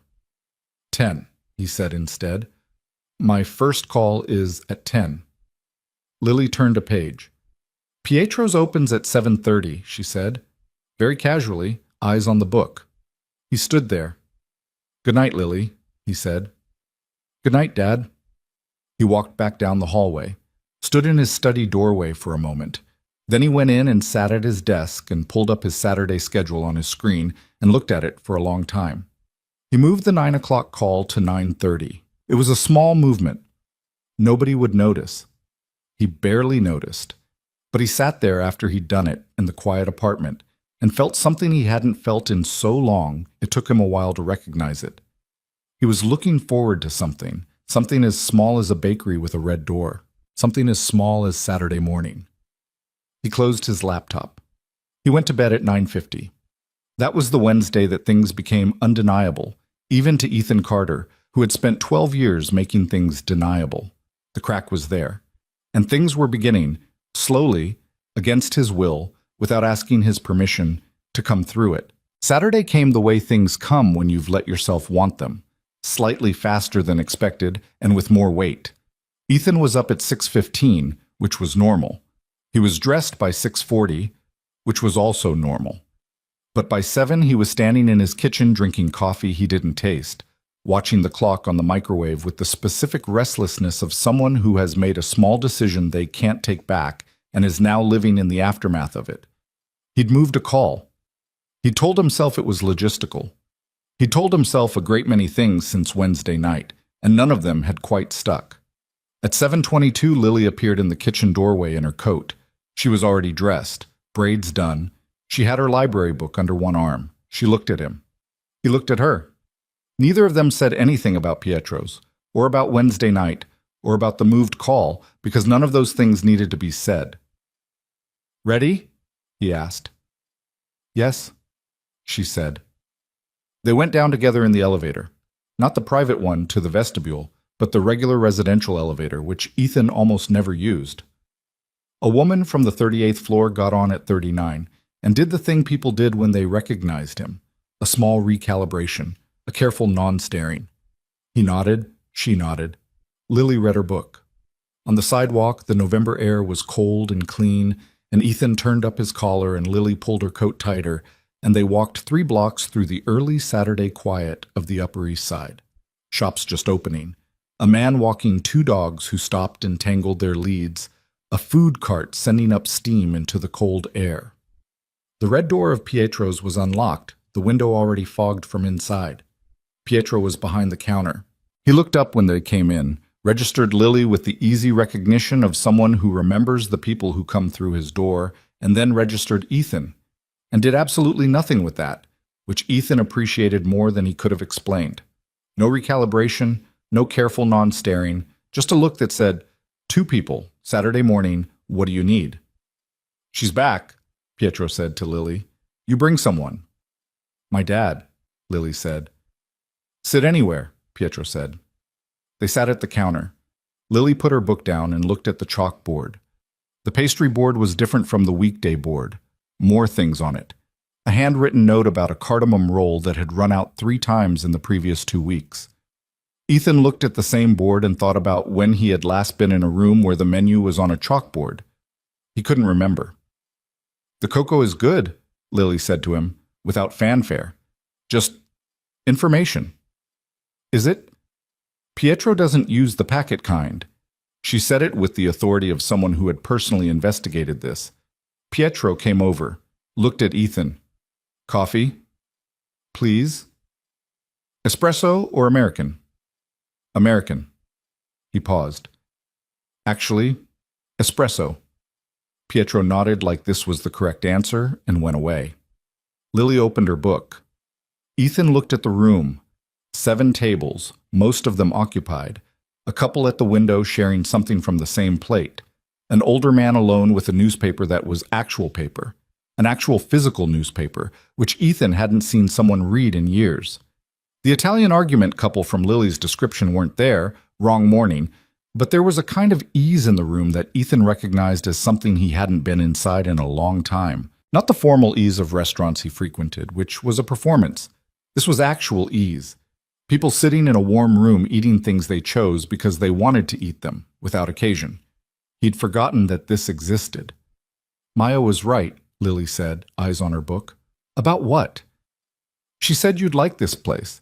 She said you seem like someone who used to go to places like this." Ethan turned his coffee cup in his hands. "She said that." "She says things she doesn't always know I'm hearing," Lily said. Not accusatory, just factual. "What else does she say?" Lily considered, with the ethical weight of someone deciding what to share. "She talks to herself when she's cooking, about ingredients mostly. Sometimes she says things like," she paused, "like she's working something out." "Working what out?" Lily looked at him then. The direct look, the full one. "I think she worries about something at home," she said. "She gets a look sometimes when she checks her phone, like something is waiting for her and she doesn't know if it's going to be okay." Ethan sat with that. He knew Maya lived alone, in Bushwick. That was in her file. He knew she'd worked 2 jobs before this one. He hadn't thought beyond the information that was relevant to the hire. He realized, sitting in Pietro's on a Saturday morning, that he had not thought about Maya as a person with things waiting for her at home. He had thought about her. He'd thought about her more than he intended to, more than was professional, more than was advisable. But he'd thought about her in the context of his apartment, his daughter, the shift she was generating in the atmosphere of his life. He hadn't thought about what was happening in hers. "Here," Pietro said, setting down the espresso and Lily's cocoa, and without being asked, a cardamom roll on a small plate between them. "We didn't order," Ethan started. "Last one," Pietro said. "I can't have it sitting there. It makes the other pastries feel bad." He went back to the counter. Lily looked at the cardamom roll, then at her father. You should have the first piece, she said. You've never been here before. He broke it in half and gave her the larger piece. She ate it with the same attention she'd brought to the apple bread on her first week, that focused, paying attention way, like she was cataloging it. Then she said, "We should bring Maya here sometime." He looked at his espresso. "This was your idea this morning." "I know, but she should see that it worked." A pause. "She'll be happy that it worked." He drank his coffee. "It was good. Better than good. The kind of espresso that reminded you that espresso was supposed to taste like something." He sat in Pietro's on a Saturday morning with flour probably still in the air from the week before, and a cardamom roll going between him and his daughter, and the newspaper man turning a page 2 tables over. And he thought about Maya in her apartment in Bushwick, and whatever was waiting for her there, and whether she knew that something was working. He thought, very briefly and without meaning to, about what her face looked like when she was thinking. He finished his coffee. He ordered another. The first Saturday at Pietro's led, with the illogical but undeniable logic of small things, to a second Saturday, and then a third. By the fourth Saturday in December, Pietro no longer asked what they wanted. He just brought 2 coffees, a cocoa, and whatever was left of the morning special, which was either a pastry or a small plate of something warm, and he put it between them and went away. The third Saturday was when Lily said, "Do you think Mom would have liked it here?" And the question landed in the air between them with the weight of everything that hadn't been said in 7 years. Ethan went still. Not obviously. He didn't show it in his face, but his hand stopped moving on his coffee cup. "I think so," he said, carefully. "What was she like?" Lily asked. It was not the first time she'd asked this. She'd asked before over the years, and he'd answered with facts. She was kind. She was very smart. She studied literature at Columbia, facts that were true and said nothing. This time something in him, the fissure, or what had gotten into it, didn't immediately reach for the facts. "She was loud," he said. Lily looked at him. That was not a fact he'd given before. Not mean loud, just... He looked at the window. She had opinions about everything, and she didn't see any reason to keep them at a conversational volume. She would have argued with Pietro about his pastry choices. She would have told him the cardamom roll needed more cardamom, and he would have either thrown her out or hired her. Lily was very still. She was the kind of still that was actually the opposite of still, the still of someone absorbing something at high speed. "Did she laugh a lot?" Lily asked. "All the time," Ethan said. He said it before he could stop it. She laughed at things nobody else found funny. Quiet things. She'd see something, some small thing, a look on someone's face or a word in a menu, and she'd just start laughing, and it would take her a minute to explain it, and by the time she explained it, you were laughing too, even if it wasn't that funny. Lily was quiet for a long moment. "I have her laugh," Lily said, "very small." He looked at his daughter. "Mrs. Dalton told me," Lily said, "a long time ago. She said she could hear it sometimes, and it sounded the same." He looked at his daughter and felt something move through him that was not manageable, not the controlled, filed-away version of grief he'd been maintaining for 12 years, but the actual thing, loose and honest and not interested in being managed. He felt it in his chest and behind his eyes, and he sat with it for a moment in Pietro's on a Saturday morning because there was nowhere to put it. "She'd have been crazy about you," he said finally. His voice came out slightly different than he'd intended. He cleared his throat. "She'd have let you make a mess of the kitchen every day and argued with your tutors, and you'd have been up reading until midnight and she wouldn't have enforced the schedule, and I'd have been the one." He stopped.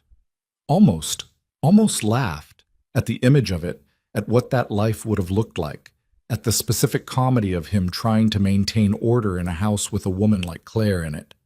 Lily was looking at him very carefully. "You almost laughed," she said. "No, I didn't." "You did. You made the face." "I don't have a face." "You have a face," Lily said, with absolute certainty. "It goes like this." And she did something with her expression that was a surprisingly accurate impression of the thing his face did when something caught him off guard and almost got through. Compressed, slightly surprised, the corners of something moving. He looked at his daughter doing an impression of his face, and the thing that had been almost laughing a moment ago got slightly closer to actually laughing, and he pressed it back down. "Eat your roll," he said. Lily ate her roll with the expression of someone who has scored a point and is being gracious about it. On the walk home, the same 3 blocks, same cold air, same Saturday quiet, she slipped her hand into his without preamble. The way small children do, automatic and unannounced, because it's cold and you're walking and hands exist for holding. He held it. He didn't say anything about it. Neither did she. The recital was Margaret Whitfield's idea. Margaret Whitfield was the kind of woman who collected charitable causes the way other people collected art, with an eye for what would reflect best on the collector. She ran a foundation that supported arts education in Manhattan schools, genuinely useful as these things went. And she organized a biennial student recital that brought together young pianists from across the city in a showcase that was as much about the parents as it was about the children. The venue was the Kimberly Room at the Langford Hotel, a space that held 300 people and had genuinely good acoustics and a Steinway that cost more than most cars. Margaret called Ethan's office on a Tuesday in early December. "Lily's been taking lessons with Julian Mercer for 2 years, Margaret said, in the tone of someone who has already decided the answer and is presenting the question as a formality. "Julian tells me she's exceptional. The recital is December 22nd. It would mean so much to the foundation to have her participate." Ethan had his doubts. Not about Lily's playing. She was good, genuinely good, with the kind of musical ear that her teacher called unusual and her father called unexplained. But about Lily on a stage in front of 300 people, performing precision for an audience that would be watching not just the child, but the father. He told Margaret he'd think about it. He told Lily about it that evening, framing it neutrally, leaving it as her choice. Lily was quiet for a moment. Then she said, "I want to do it." That surprised him. "You're sure?" "I want to play in a real room." She thought about it. "I want to hear what it sounds like when it goes somewhere. Right now I only play in the apartment, and the sound just stays. I want to know what it sounds like when it goes out." He looked at her. This was not the logic of a child who was performing an appropriate ambition. This was something genuine. "Okay," he said. "I'll tell Margaret yes." What he didn't anticipate was Lily's next question. "Can Maya come?" He paused. "She's not—" He started to say she's not family, which was technically accurate and felt, sitting in his own mouth, like a dishonest thing to say. "She doesn't usually—" "I want her there," Lily said. Quiet, but absolute. "I play better when she's listening." He looked at his daughter. She looked back at him with the calm, direct face she'd developed over the past weeks. Not the careful face, not the performing contentment face, but the actual Lily face, the one that had opinions and wasn't going to retreat from them. "I'll ask her," he said. He asked Maya the following morning, in the kitchen, while she was making Lily's lunch. He stood in the doorway, his default position, he was beginning to notice, doorways of rooms Maya was in, and said, without preamble, "Lily has a recital on the 22nd. She'd like you there." Maya turned from the counter. "The Whitfield recital? You know it?" "I know of it. Julian Mercer is a good teacher." She looked at him steadily. "She wants me there." "Yes." A pause. He watched her think about it. Not about whether she wanted to go, he could see she wanted to go, but about something else. About what it meant, probably. About lines and categories and the fact that nannies don't typically attend high society recitals as invited guests. "Okay," she said. "I'll be there." He nodded, started to move away from the doorway. "Mr. Carter." He turned. "Is she nervous?" "Lily?" He thought about it honestly.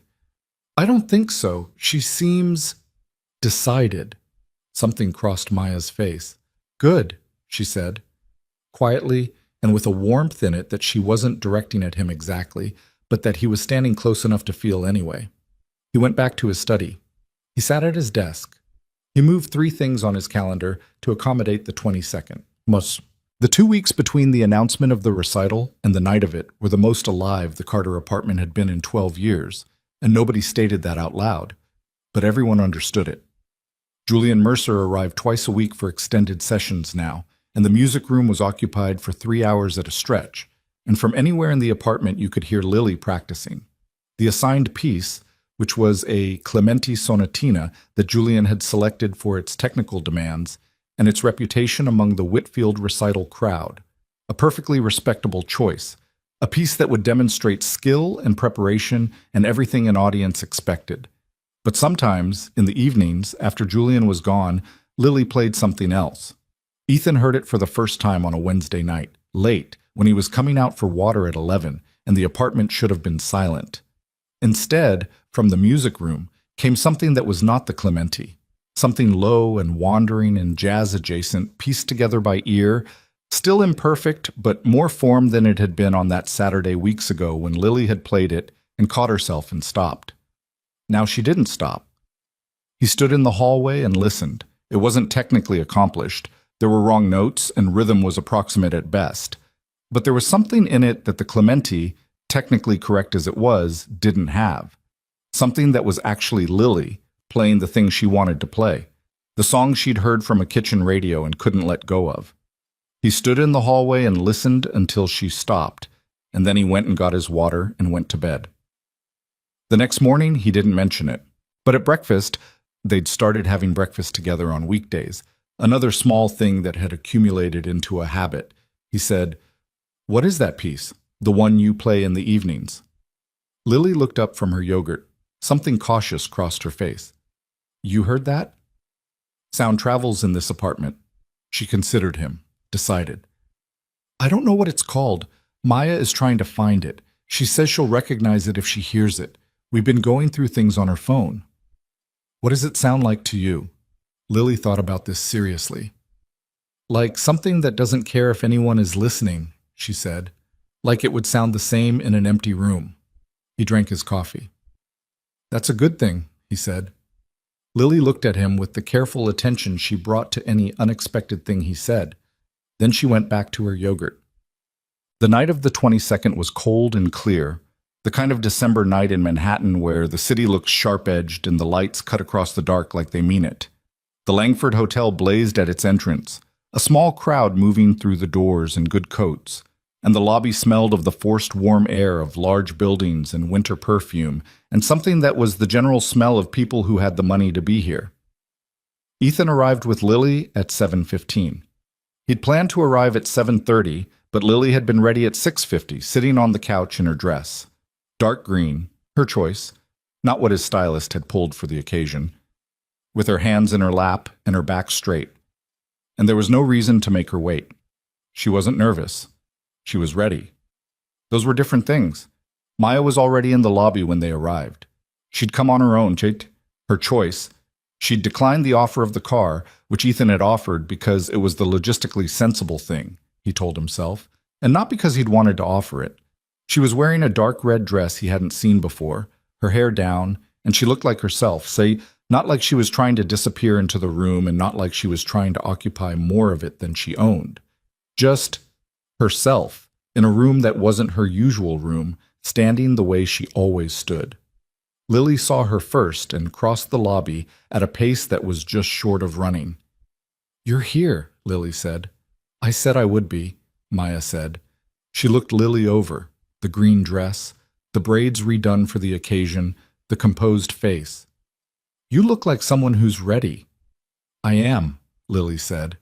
Maya glanced up and met Ethan's eyes for a moment. Something passed between them. Acknowledgement, maybe, or the specific shared knowledge of two people who have both been watching the same child grow into herself over the past 2 months and are both, separately, trying not to show how much it means. "Shall we go in?" Ethan said. They went in. The Kimberly room was everything Margaret Whitfield's events always were. Beautiful, organized, and very aware of itself. 300 chairs facing a Steinway on a low stage, the room lit warmly, the ambient noise of a crowd of people who were making the social calculations you make at an event like this. Who to be seen talking to, where to position yourself, how to manage the collision of genuine support for children with the reality that this was also a networking event. Ethan moved through the room with the ease of someone who had been in rooms like this since he was in his 20s, and with the specific tension of someone who did not especially enjoy them. He spoke to 4 people on the way to their seats: brief, correct, the handshake, and the half sentence, and the move on. Margaret Whitfield found them near the front and held his hands in both of hers and said how wonderful it was that Lily was participating and what a beautiful girl she'd become, and then looked at Maya with the polite, measuring look of someone trying to categorize a person who doesn't fit the available categories. "And you are?" Margaret said. "Maya Brooks," Maya said. "I work with Lily." Margaret's categorization settled somewhere. Staff, but present at the recital, which was unusual, noted. "How lovely," she said, in the way that people say things when they mean something different, and moved on. Maya said nothing. She sat down in her seat with the composure of someone who has been processed by Margaret Whitfield types before, and has decided they are not worth processing back. Ethan sat between them. He wasn't sure when he'd made that decision. Lily on his left, Maya on his right. It had just happened. The lights shifted as people settled. "She's 5th in the program," Lily said from his left. "I know," Ethan said. "Julian says she should breathe before she starts. She forgets to breathe. I'll tell her." "You can't tell her. She's backstage." "I'll tell her afterward then, retroactively." From his right, barely audible, a small sound from Maya. Not quite a laugh, the ghost of one. He did not look at her. The recital began. The first 4 children were good, varying degrees of good, the way children are, from a 9-year-old boy who played with evident terror and got through it by sheer momentum, to an 11-year-old girl who was clearly more talented than the event deserved and played with a precision that the room felt. Ethan watched them with the same attention he brought to things he'd agreed to observe, present, tracking, assessing. Then Lily walked out. She walked out the way she'd been walking differently these past 2 months.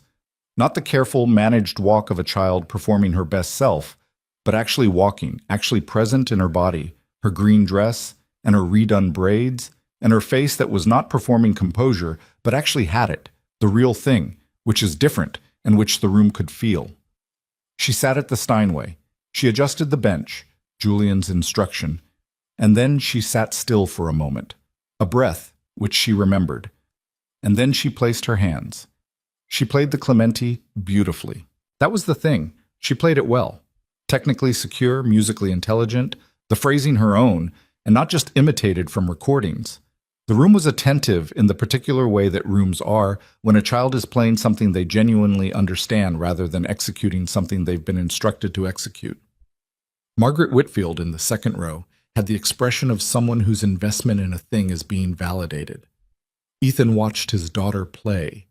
He watched her hands on the keys and thought about those same hands kneading bread dough on a Tuesday. He watched her face and thought about the face she made when she was absorbed in something, the private, unperforming face. He thought about a little girl who learned silence in a silent house and cried at night with tissues so she wouldn't leave evidence. The Clementi ended. Applause. Genuine. Warm. Lily sat for a moment at the piano, and then she did not stand. She sat. In the audience, Ethan noticed. From his right, Maya went slightly still. Lily looked at the keys for a moment, and then, with the expression of someone who has thought about this and made a decision and is now on the other side of the decision, she started playing something else. It wasn't the Clementi. It wasn't anything Julian had assigned. It was the jazz thing, the song from the kitchen radio, still imperfect, still assembled by ear, the rhythm still approximate. The Steinway in the Kimberly room made it sound different from the apartment's practice piano. Bigger, more open, the wrong notes more visible, and also somehow more interesting in the acoustic space. The room shifted. Not badly. Not a disaster. Just the attention changed. 300 people recalibrating. Margaret Whitfield's expression doing something complicated. Ethan's hands tightened on his knees. From his right, Maya leaned forward almost imperceptibly. Lily played. And then something happened that nobody had planned and nobody had given her permission for. She made a mistake.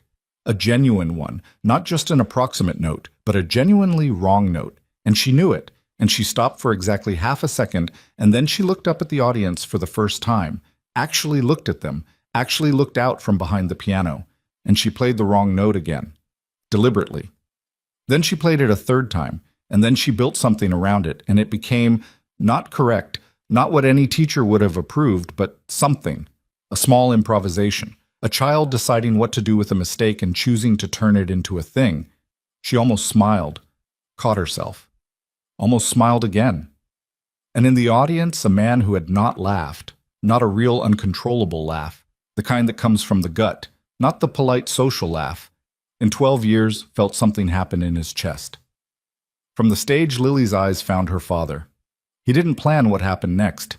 He had not planned anything that had happened in the past 2 months. Nothing had been planned. Everything had arrived without asking permission, and this was the same. A laugh, real, uncontrollable, starting in his chest and coming up through him before he could do anything about it. Not a loud laugh, not a scene, but real, the actual thing, the kind that can't be faked and can't be stopped once it starts. And he pressed his hand to his mouth and it came through anyway, the sound of it, brief and surprised and absolutely genuine. Lily heard it. He could see the moment she heard it. Something changed in her face. Some last thing that had been held very carefully for a very long time released all at once, and she laughed too. On stage, at the Whitfield recital, in front of the Kimberly Room's 300 people and the Steinway, and Margaret Whitfield's complicated expression and all of it. She laughed and played the wrong note again, and the room, not all of it, not the Margaret Whitfields of it, but enough of it, laughed with her. The 9-year-old boy from the first act, backstage, probably watching from the wings, probably understanding nothing and everything. It lasted maybe 40 seconds. Then Lily pulled the improvisation back and finished with something that was almost distantly related to the Clementi coda, a kind of musical bow. And she stood, and the room applauded. Some of them warmly, genuinely, some of them with the applause of people who are not sure what they just saw, but are responding to the aliveness of it. Lily walked off stage. Ethan sat in his chair with his hand still at his mouth. From his right, Maya said nothing. She didn't look at him, but her hand, resting on the armrest between their seats, was close enough that he could have covered it with his, close enough that the warmth of it reached him in the cool room. He didn't cover it, but he was aware of it the way you're aware of the first warmth after a long cold, not with analysis, not with categorization, just with the whole body, all at once. The next child came out and played. Ethan sat and watched and heard almost nothing of it, because his chest was doing something that was not grief and not quite joy either, but was adjacent to both of them and was, he understood, the feeling of a wall coming down. Not all of it, not the whole structure, but a section of it, quiet and without ceremony, no drama, just down. After the recital, there was a reception. Lobby, champagne, the same social mathematics as before. Lily appeared from backstage and came directly to where Ethan was standing with a glass he hadn't drunk from, and she stood in front of him with a face that was not performing anything, that was just watching him, reading him, waiting to see what he would do with what had happened. "You weren't supposed to improvise," he said. "I know," she said. "Julian is going to have thoughts about that." "I know," she said again. "Are you angry?" He looked at his daughter, 7 years old, green dress, the laugh she'd inherited, the directness she'd developed on her own. "No," he said. Lily nodded, once like a decision confirmed. "Dad," she said. "Yeah." "You laughed." He drank from his glass. "You played a wrong note on purpose." "I laughed first," Lily said. Not accusatory, just getting the sequence right. He put his glass down on a passing tray, looked at the room, then back at her. "Yeah," he said. "I did." Lily absorbed this. Around them the reception moved and murmured. Margaret Whitfield was talking to someone near the window. 300 people in a warm room at the end of December. Maya was a few feet away, talking to another nanny she'd apparently met at the drinks table. He could hear her laugh at something the woman said, easy and unperformed, the kind of laugh that exists without needing an audience. He heard that laugh, and something in him oriented toward it the way a thing orients toward warmth. He looked at Lily. Lily was looking at him with the diagnostic face, the one that had been getting more accurate every week. "You should talk to her," Lily said. "I talked to her." "Not about Lily things," Lily said. "You should talk to her about you things." He looked at his daughter. She looked back at him with the absolute composure of someone who is 7 years old and has already figured out more about her father than he has figured out about himself. "When did you get like this?" he said. "She says I was always like this," Lily said. "I just didn't have anywhere to put it." He stood with that for a moment. Then Margaret Whitfield materialized at his elbow with 2 men from her board, and the moment passed, the way moments do, always at the inconvenient time. And he was back in the room, in the reception, shaking hands and fielding the careful, pointed compliment about Lily's creative choices that was actually something else, and Lily drifted to the drinks table to find Maya.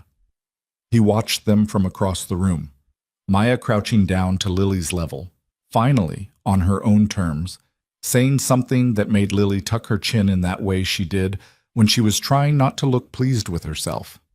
Maya's hand on her shoulder, brief and warm, and then both of them standing side by side looking at the room with the ease of people who have their own language, who have built a thing between them in 2 months that cannot be unlanguaged. He watched that from across the room at the Langford Hotel's Kimberley room on a December night, and he felt the wall come down a little further. Just a little. But enough. When they left, the 3 of them, in the car, Lily falling asleep against the window before they'd cleared the first block, always crashing after adrenaline, Maya sat on the opposite side of the back seat, not close, appropriate distance, watching the city go by. He said without thinking about whether to say it, "Thank you for being there tonight." She looked at him. "Lily asked me." "I know." A pause. "I'm glad she did." The car moved through the city. The lights went by. Lily breathed against the window. Maya said, after a moment, "She's going to be something, you know. When she's older, she's going to be a lot." "I know," he said.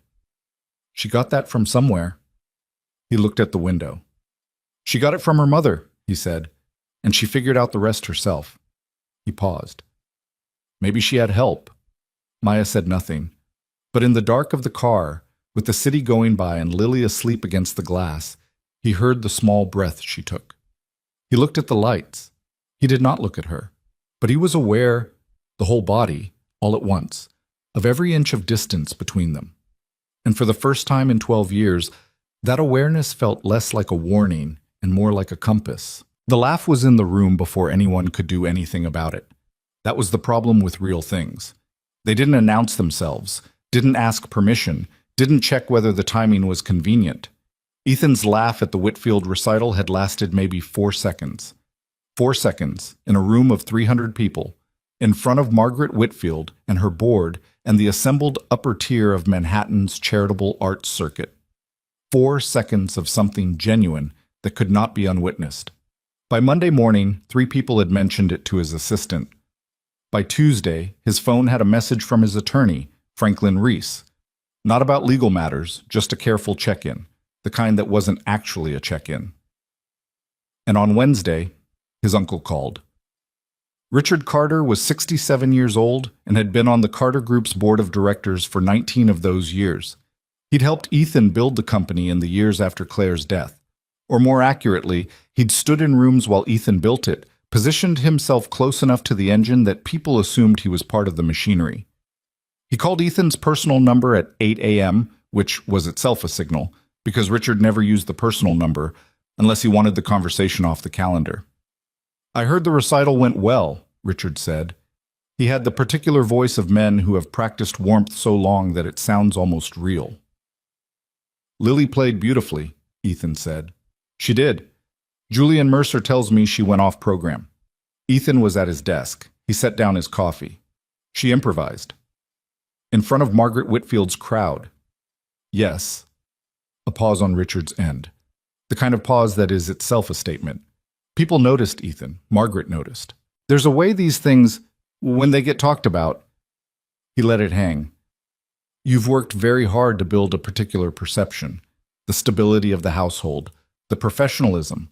After Claire, people were watching to see how you'd manage. And you did.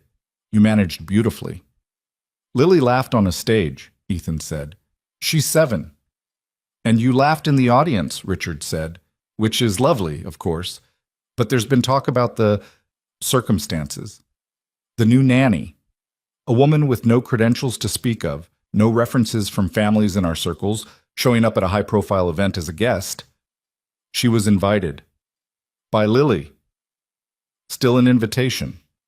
Richard was quiet for a moment. Then, I'm going to say something that I want you to hear as coming from someone who cares about this family.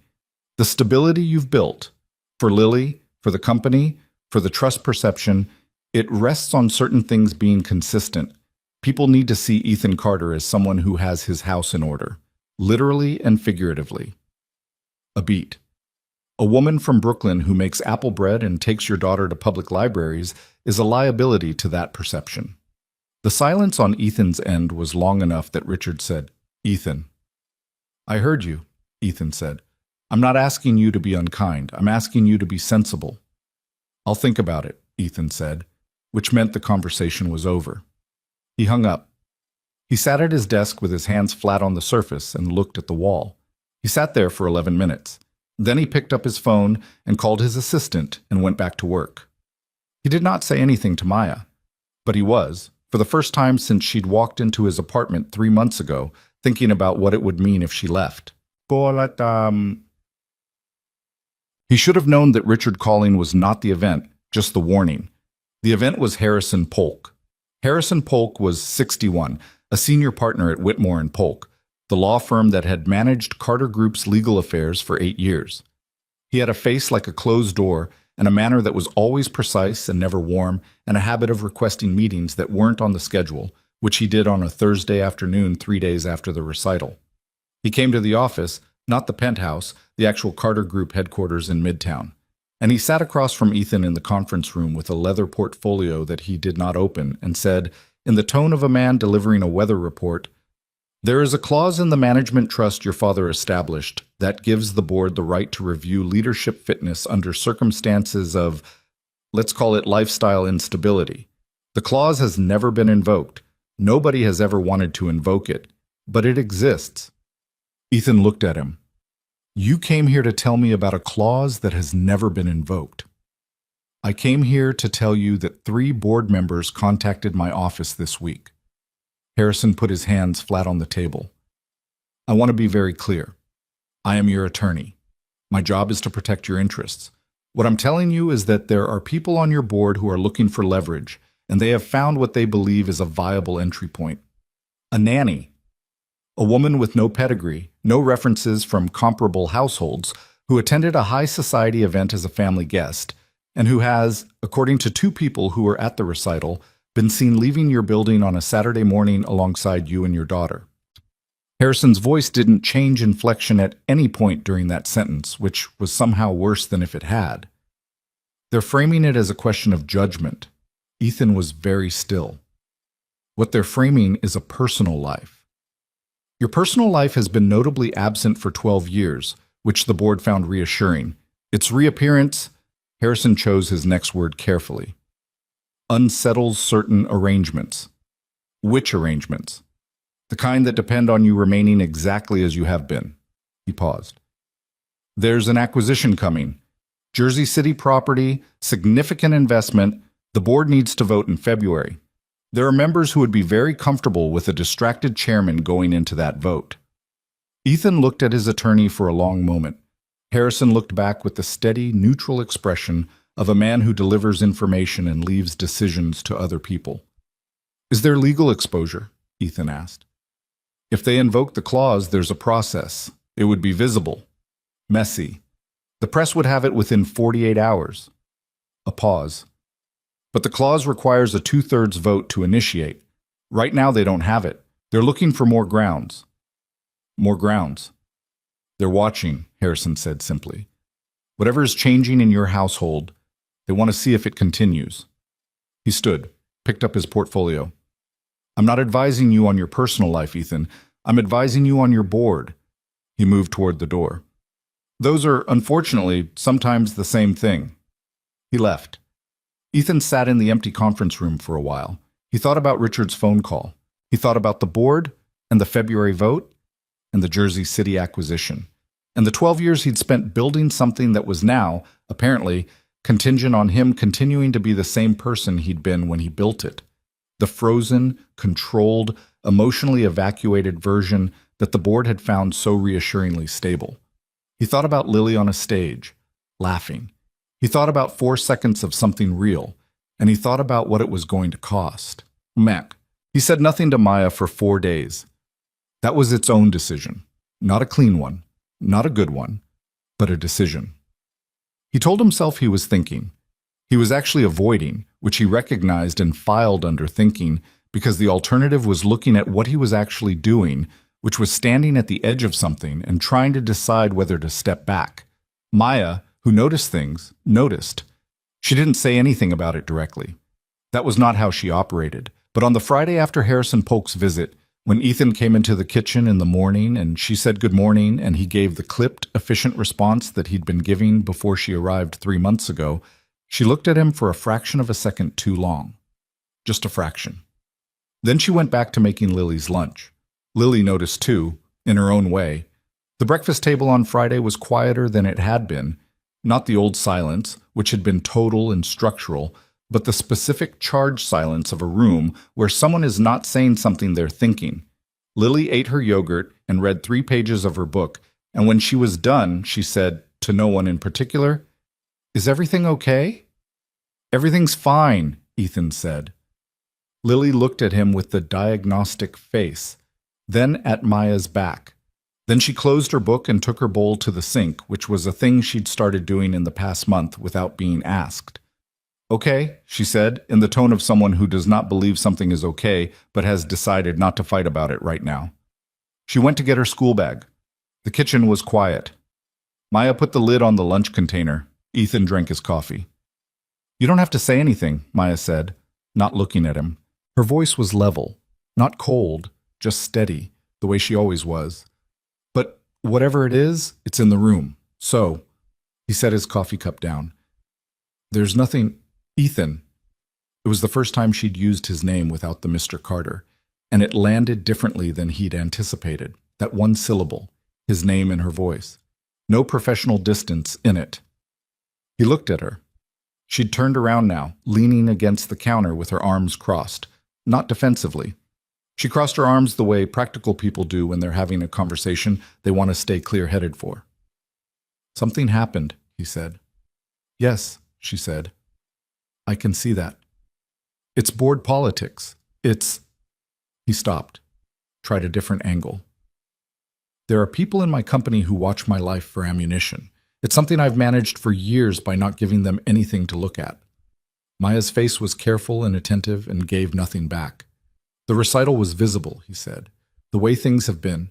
Different. Here, it's visible. And visible is..." He ran out of sentence. "A liability," Maya said. Flat, not angry, just putting the word in the room. "I didn't say..." "You're about to." She said it without heat, just the way she stated things that were true. "You're trying to figure out how to say that what's changed in this apartment is a problem. For the board. For the perception. For..." She gestured at the general category of his life. The kitchen was very quiet. "I have a daughter to protect," he said. "I know.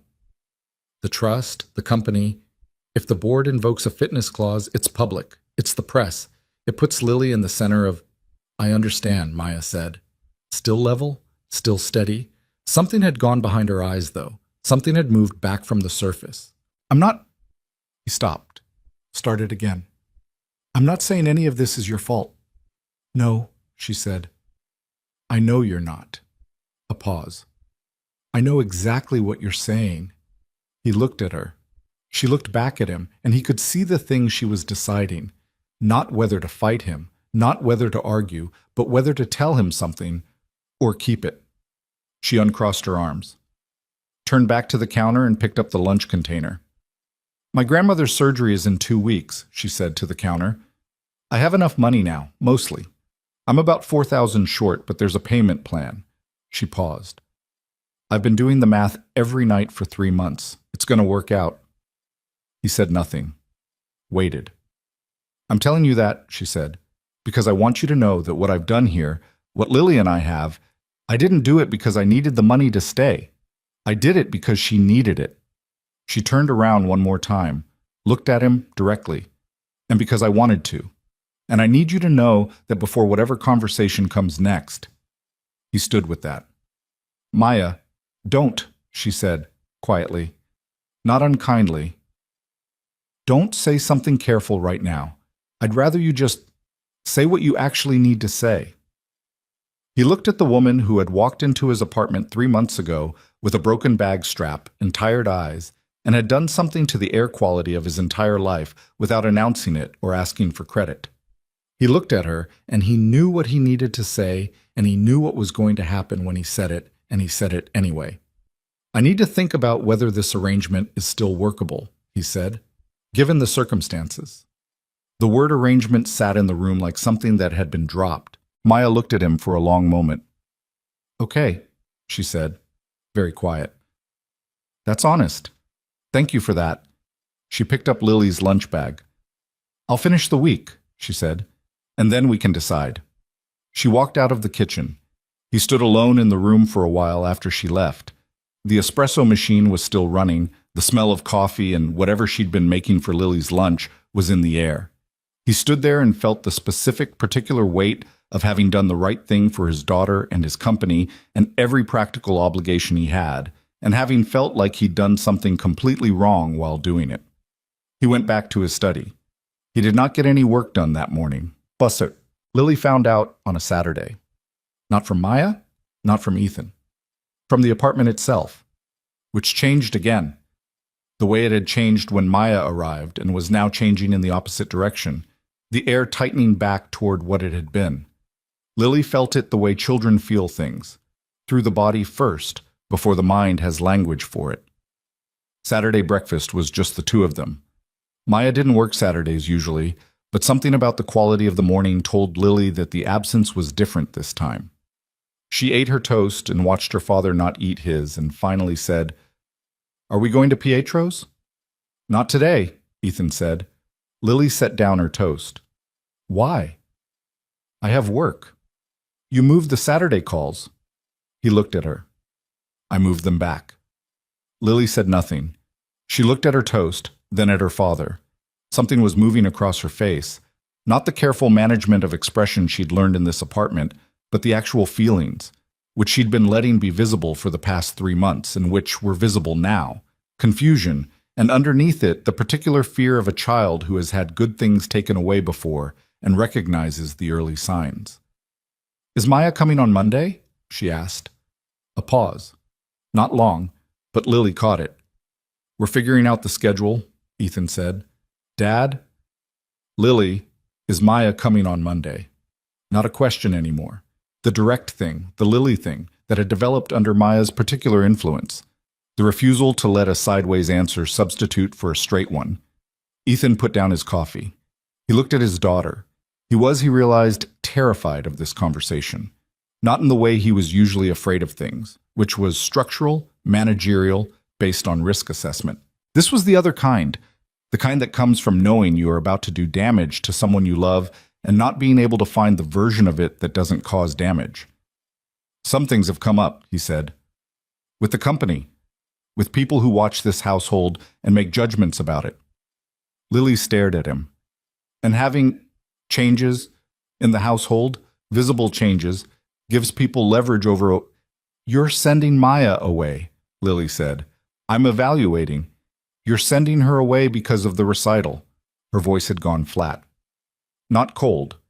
The flatness of someone absorbing something that hurts and has not yet decided what to do with it. Because she was there. Because you laughed. Because I laughed in front of the wrong people. Yes, he said, and hated how that sounded. Lily looked at him.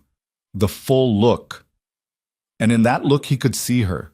Not the child who had learned to be small and quiet and well-behaved, not the child who cried at night without leaving evidence, but the person his daughter was actually becoming, with opinions and attachments and the specific righteous anger of someone whose understanding of the world has been violated. She is my friend, Lily said. She is the first real friend I've had in this apartment, and you're going to send her away because some people think she's not the right kind of person. Lily, what kind of person are they looking for? Her voice cracked slightly at the end. She pressed through it. Someone who teaches me to eat correctly, someone who makes sure I don't feel anything, because that worked really well before. She pushed her chair back. I know what this apartment was like before Maya. I was there. She stood up. Lily, sit. I'm not hungry, she said. The controlled voice, the old voice, not because she'd regressed, but because she was using the only tool available to her, which was the same tool she'd always used, the appearance of composure over the actual mess of feeling. I'm going to my room. She went. Ethan sat at the breakfast table alone. He sat there for a long time, in the apartment that had been warm for 3 months and was now going cold again. And he thought about his daughter saying she is my friend. And he thought about the board clause and Harrison Polk's leather portfolio and Richard's careful, practiced warmth. And he sat with the weight of all of it without moving for long enough that the coffee got cold. Then he went to his study. He had calls. He made them. Maya came on Monday. Nothing had been officially decided. That was the truth of it. And both of them were living in that liminal space, carrying on the routine while the decision sat between them like an object neither of them wanted to move first. She made Lily's lunch and supervised the morning workbook and took the park walk at 3:15 on the laminated schedule. Lily walked close to her, closer than usual. At the bodega, Marcus the cat was in the window. Lily stopped, as she always did. She didn't say anything about him today, just looked at him for a moment with an expression that was a child's version of grief, the confusion of loving something and fearing it might not be there. Hey, Maya said. Lily looked at her. Don't do that thing where you close back up, Maya said. Whatever you're feeling right now, don't put it away. I thought that was the lesson, Lily said. Feeling things at the right moments. No, Maya said. The lesson was never to not feel things. The lesson was to know that you're allowed to. A pause. Big difference. Lily looked at the cat. Are you leaving? Maya was quiet for a moment. I don't know yet. My dad is going to ask you to. Maybe. Would you go? Lily's voice was careful and young and more direct than it had any right to be. If he asked? Maya crouched down, the way she hadn't in the beginning, not until she'd been invited. Eye level with Lily on the sidewalk on 82nd Street, with Marcus watching them from his stack of paper bags. I would not want to go, Maya said. I want you to know that. But you would. Lily, this is not... She stopped, tried again, from a different angle, the honest one. There are things happening in your dad's life that are bigger than me. I don't belong to this household. I was hired, and if the hire ends, I can't stake a claim to stay. I want you to stay, Lily said. I know. Doesn't that matter? Of course it matters. It matters to me more than you know. She looked at Lily steadily. But your dad is trying to protect you. That's what he's doing, even when it doesn't feel like it. Lily looked at her with an expression that was working very hard at understanding something that was genuinely hard to understand. It feels like the opposite of protecting me. I know, Maya said. Sometimes the things we're protected from hurt less than the protection. They stood there on the sidewalk. Marcus shifted on his paper bags and put his paw over his face. If you go, Lily said, very quiet, the kind of quiet that is not composed but exhausted, will you still be somewhere? Bushwick, Maya said. Same place I've always been. That's not what I meant. I know, Maya said. Yeah, Lily, I'll still be somewhere. Lily nodded, stood up straight, the small gesture of deciding to keep going that Maya had watched her practice for 3 months. They walked back to the apartment. On Tuesday evening, Richard Carter came to the penthouse. He arrived at 7 when Lily was in her room. Ethan had not told Maya he was coming, partly because he hadn't planned on it. Richard had called from the lobby, which was itself a statement, and partly because he didn't know what he would have said if he had. Maya was in the kitchen when Richard came through the door. She heard the voices. The particular timbre of Richard's voice, which carried, and she stayed in the kitchen. She wasn't hiding, she was making tea, and she continued making tea because that was where she was and what she was doing. "So this is the apartment now," Richard said in the living room, the tone of a man surveying a territory. "This is the apartment," Ethan said. "It's different from the last time I was here." A pause. "Warmer. You have bread on the counter. Lily baked it." Lily. A beat. The people at the recital said she was remarkable. Some of them said it admiringly, some of them said it the other way. He sat. Maya heard the couch settle. "I got a call from Franklin today. The board is moving faster than we thought. There's a preliminary meeting scheduled for the 14th. Informal, deniable, but it's a meeting." "I know," Ethan said. He was standing, Maya could tell. His voice came from a different height than Richard's. "There's a clean way through this," Richard said. "The household returns to what it was. Whatever has changed in the past 3 months, you demonstrate that it was temporary, a transitional arrangement. You let Julian Mercer recalibrate Lily's musical direction. You restore the public image of a household that is controlled," Ethan said. "Stable," Richard said. "There's a difference." "Is there?" Richard's pause was longer this time. "You sound like you want to argue with me about this." "I'm listening," Ethan said. "I'm listening to what you're telling me I need to do to keep the board quiet." And I'm trying to figure out when I agreed that the board gets to weigh in on my daughter's childhood." "When you took Carter Group public," Richard said. Flat. "When you structured the trust the way you did, when you accepted the arrangement that gave you everything you built and came with the conditions it came with." His voice softened slightly. "I'm not your enemy, Ethan. I've been with this family since before you were born. I'm telling you what's coming." "I know what's coming," Ethan said. From the kitchen, Maya stood with her tea and listened. "The woman in the kitchen," Richard said. He said it the way he'd say the balance sheet, a line item to be addressed. Ethan said nothing. "Whatever you feel about her," Richard said. "Richard, I'm not saying anything about her character. I'm talking about optics. I'm talking about what 3 board members see when they look at Ethan Carter going to a bakery on Saturday mornings with his daughter's nanny. I'm talking about what they do with that." A pause. "She's not the problem, Ethan. The visibility is." "The visibility," Ethan repeated. "Yes. You mean the fact that I laughed. You know what I mean." Ethan was quiet for a while, long enough that the silence had weight. "Yeah," he said finally. "I know what you mean." Maya heard the click of what she identified as a glass being set down. "I'll think about it," Ethan said. Same words as the phone call, same tone. The conversation was over. Richard left 5 minutes later. Maya heard the door, and then footsteps, and then nothing for a while. She poured her tea down the sink. It had gone cold. She heard Ethan come to the kitchen doorway. She turned around. He looked tired. Not the managed, functional tiredness of a man who sleeps 5 hours because he's busy. The other kind. The tiredness of someone who has been holding something very heavy for a very long time and has just been told they need to keep holding it. "I'm sorry you heard that," he said. "I wasn't listening intentionally," she said, "but I did hear it." He came into the kitchen, stood at the counter, not the doorway this time, in the room, close enough that the distinction mattered. He looked at her directly. "The board is scheduling a preliminary meeting," he said, "about my fitness as chairman, using the household as a basis." "I know," she said. "I heard." "If it escalates, if it goes public, Lily is in the center of it. Her name, her school, the recital. It becomes a story that she has to live inside." "I understand," Maya said. "And you'd still be here," he said. "Whatever they're going to say about why things changed, you'd be named, your background, your references, the way you came to be here. They'll use all of it." "I know," she said. She was very steady. "I'm not afraid of what they'd say about me."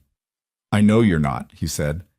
And something in his voice when he said it, a kind of exhausted recognition, was the most honest thing she'd heard from him since the breakfast when he'd said, "I don't know about what his daughter did when she was happy." They stood in the kitchen of the 43rd floor apartment. I can't ask you to stay and be collateral damage in a boardroom fight, he said. That's not... He stopped. That's not something I'm willing to do. You're asking me to leave, she said. Straight, no buffer. He didn't answer. Which was the answer? Maya took a breath, let it out slowly.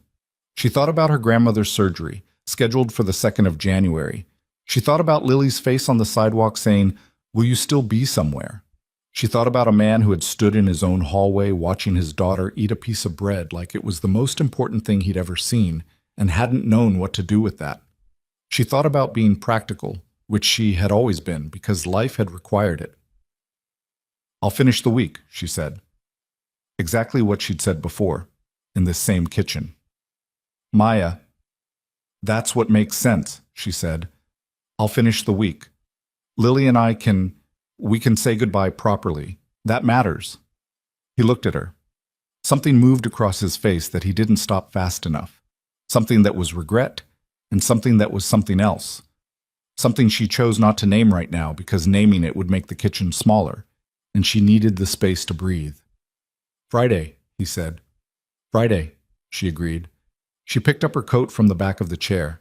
She had not planned to leave tonight. Her shift ended at 6 and it was 5:48, but suddenly the kitchen felt like the wrong place to stand. Tell Lily good night for me, she said. I'll see her tomorrow. She went.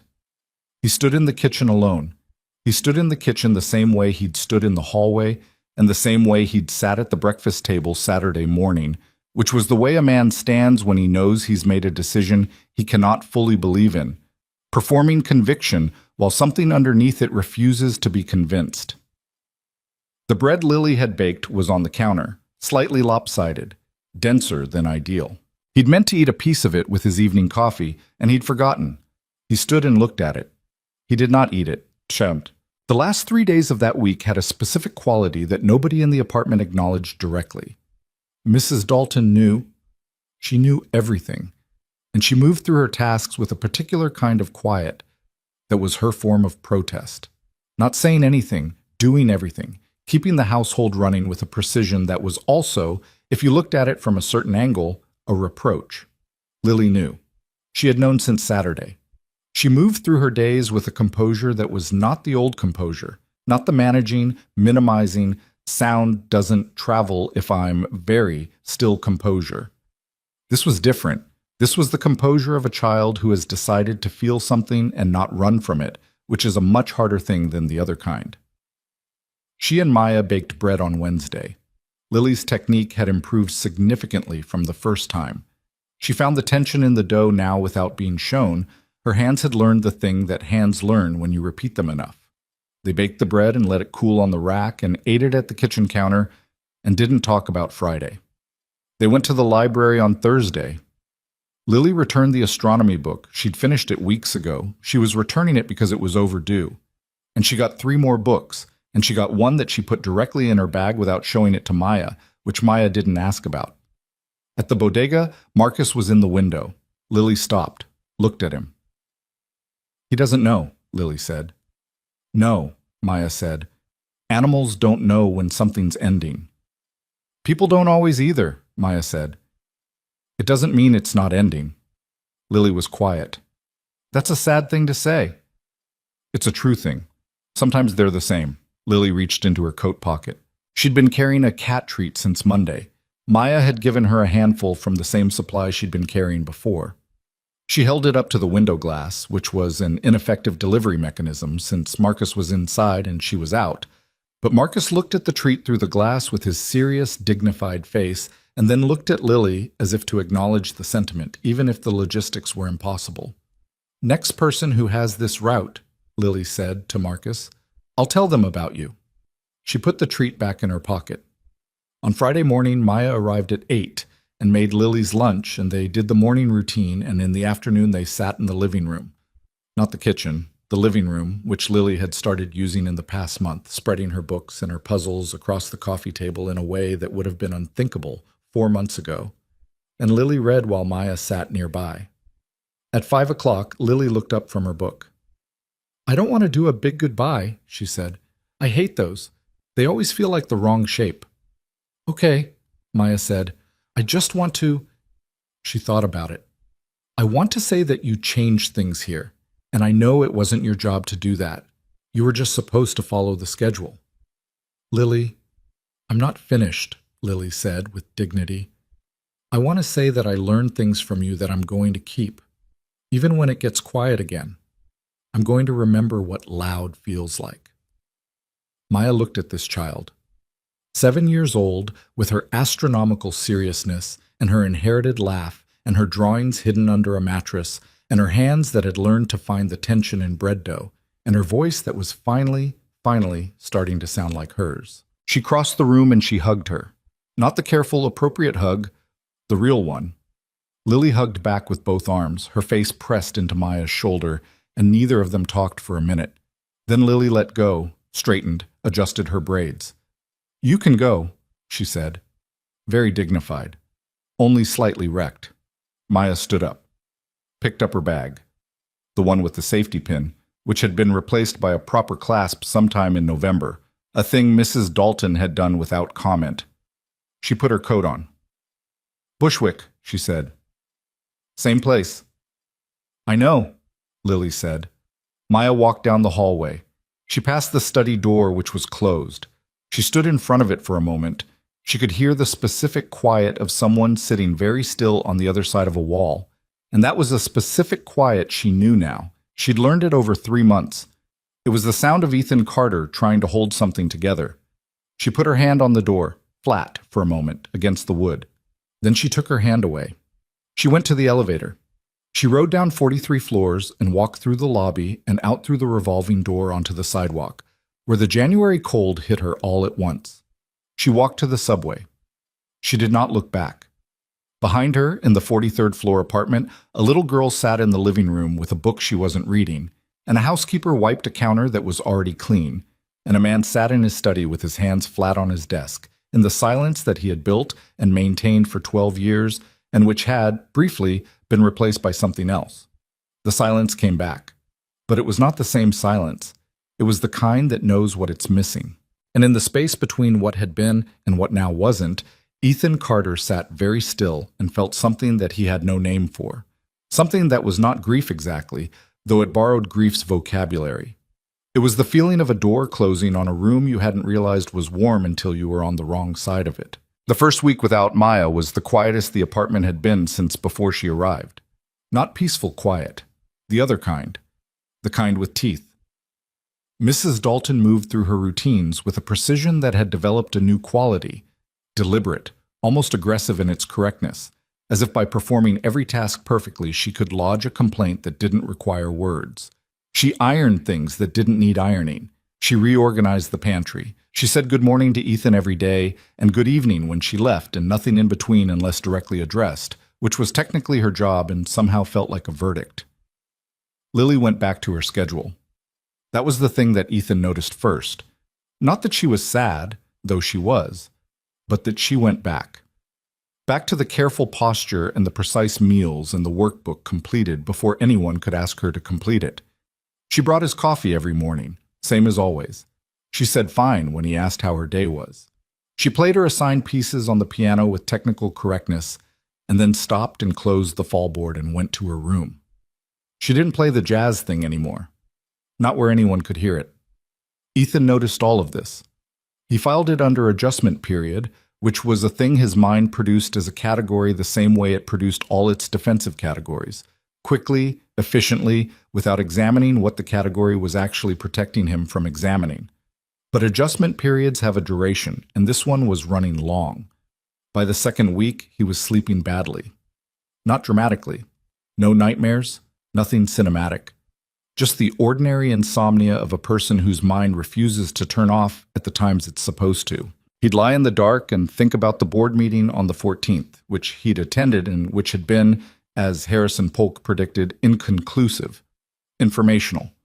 3 men in a conference room making the shape of a concern without committing to it yet, watching him for reaction, finding none. He'd given them nothing. He was very good at that.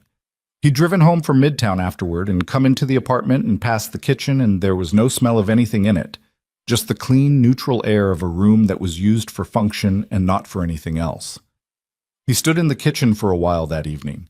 He thought about apple bread. He thought about lopsided bread on a rack.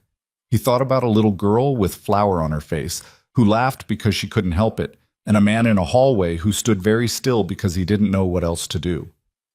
He went to bed. He didn't sleep. On a Thursday in the third week, he came home from the office at 7, and Lily was in the living room, not reading, not doing a puzzle, just sitting on the couch with her legs folded under her, looking at the window. The city was dark outside. She didn't look up when he came in. "Hey," he said. "Hi," she said. To the window.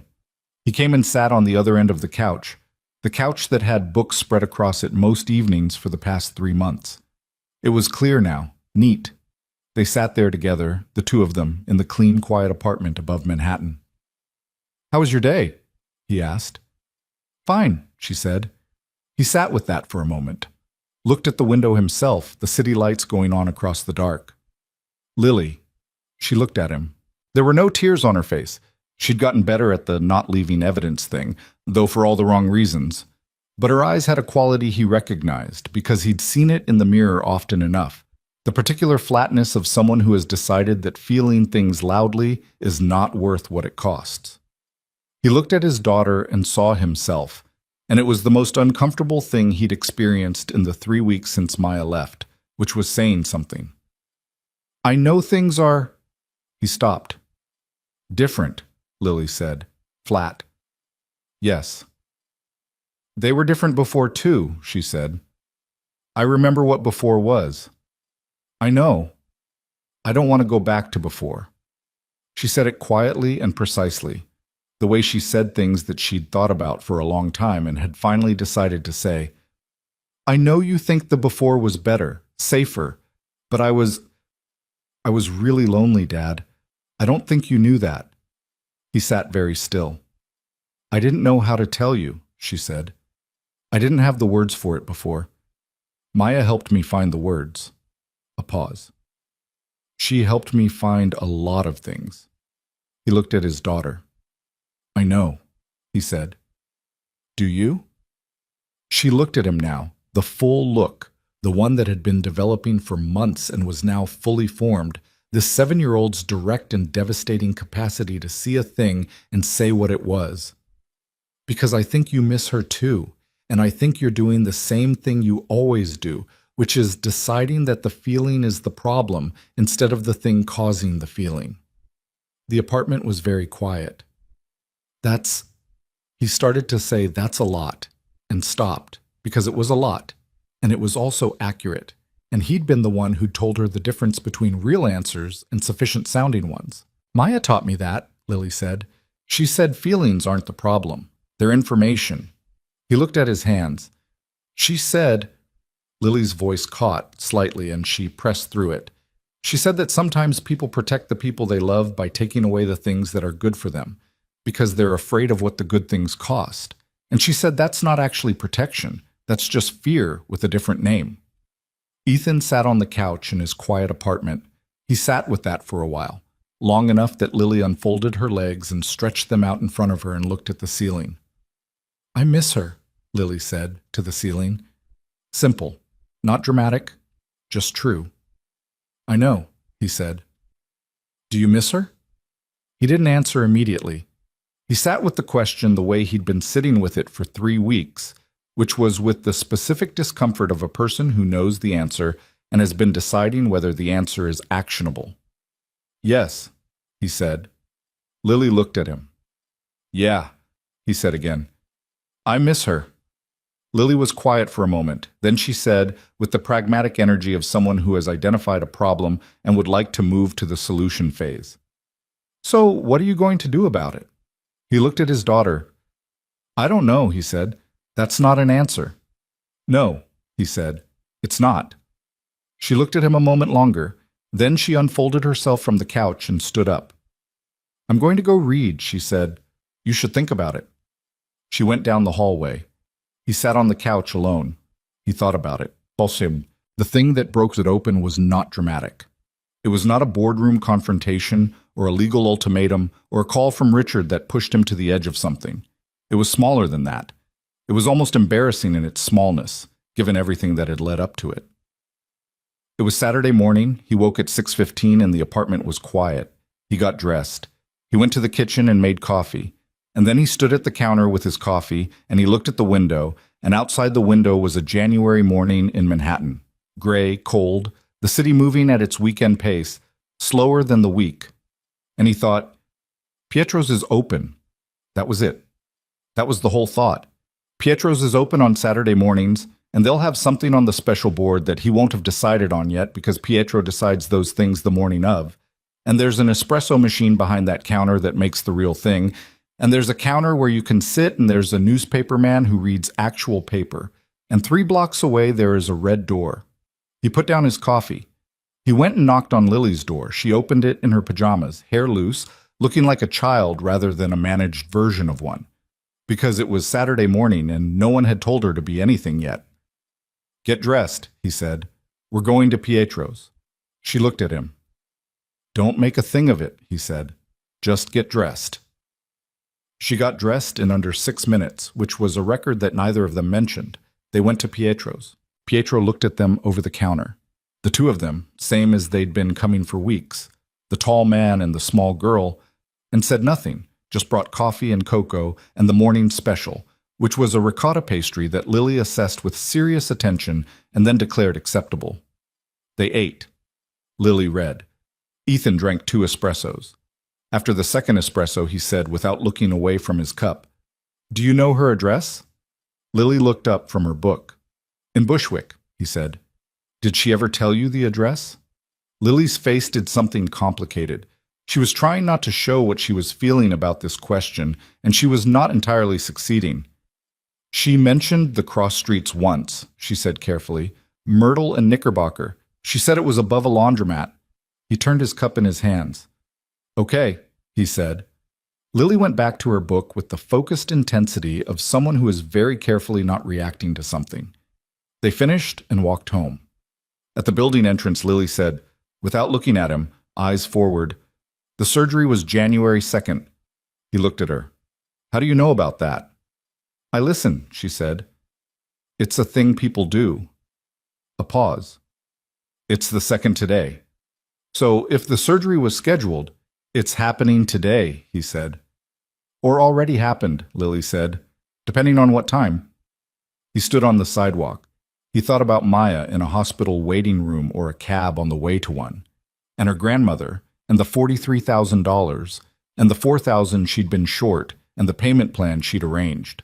He thought about a woman who had come into his apartment 3 months ago with a broken bag strap and a need so specific she could put a number on it, and who had never once used that need as leverage or a bid for sympathy or anything other than a private, practical problem she was managing.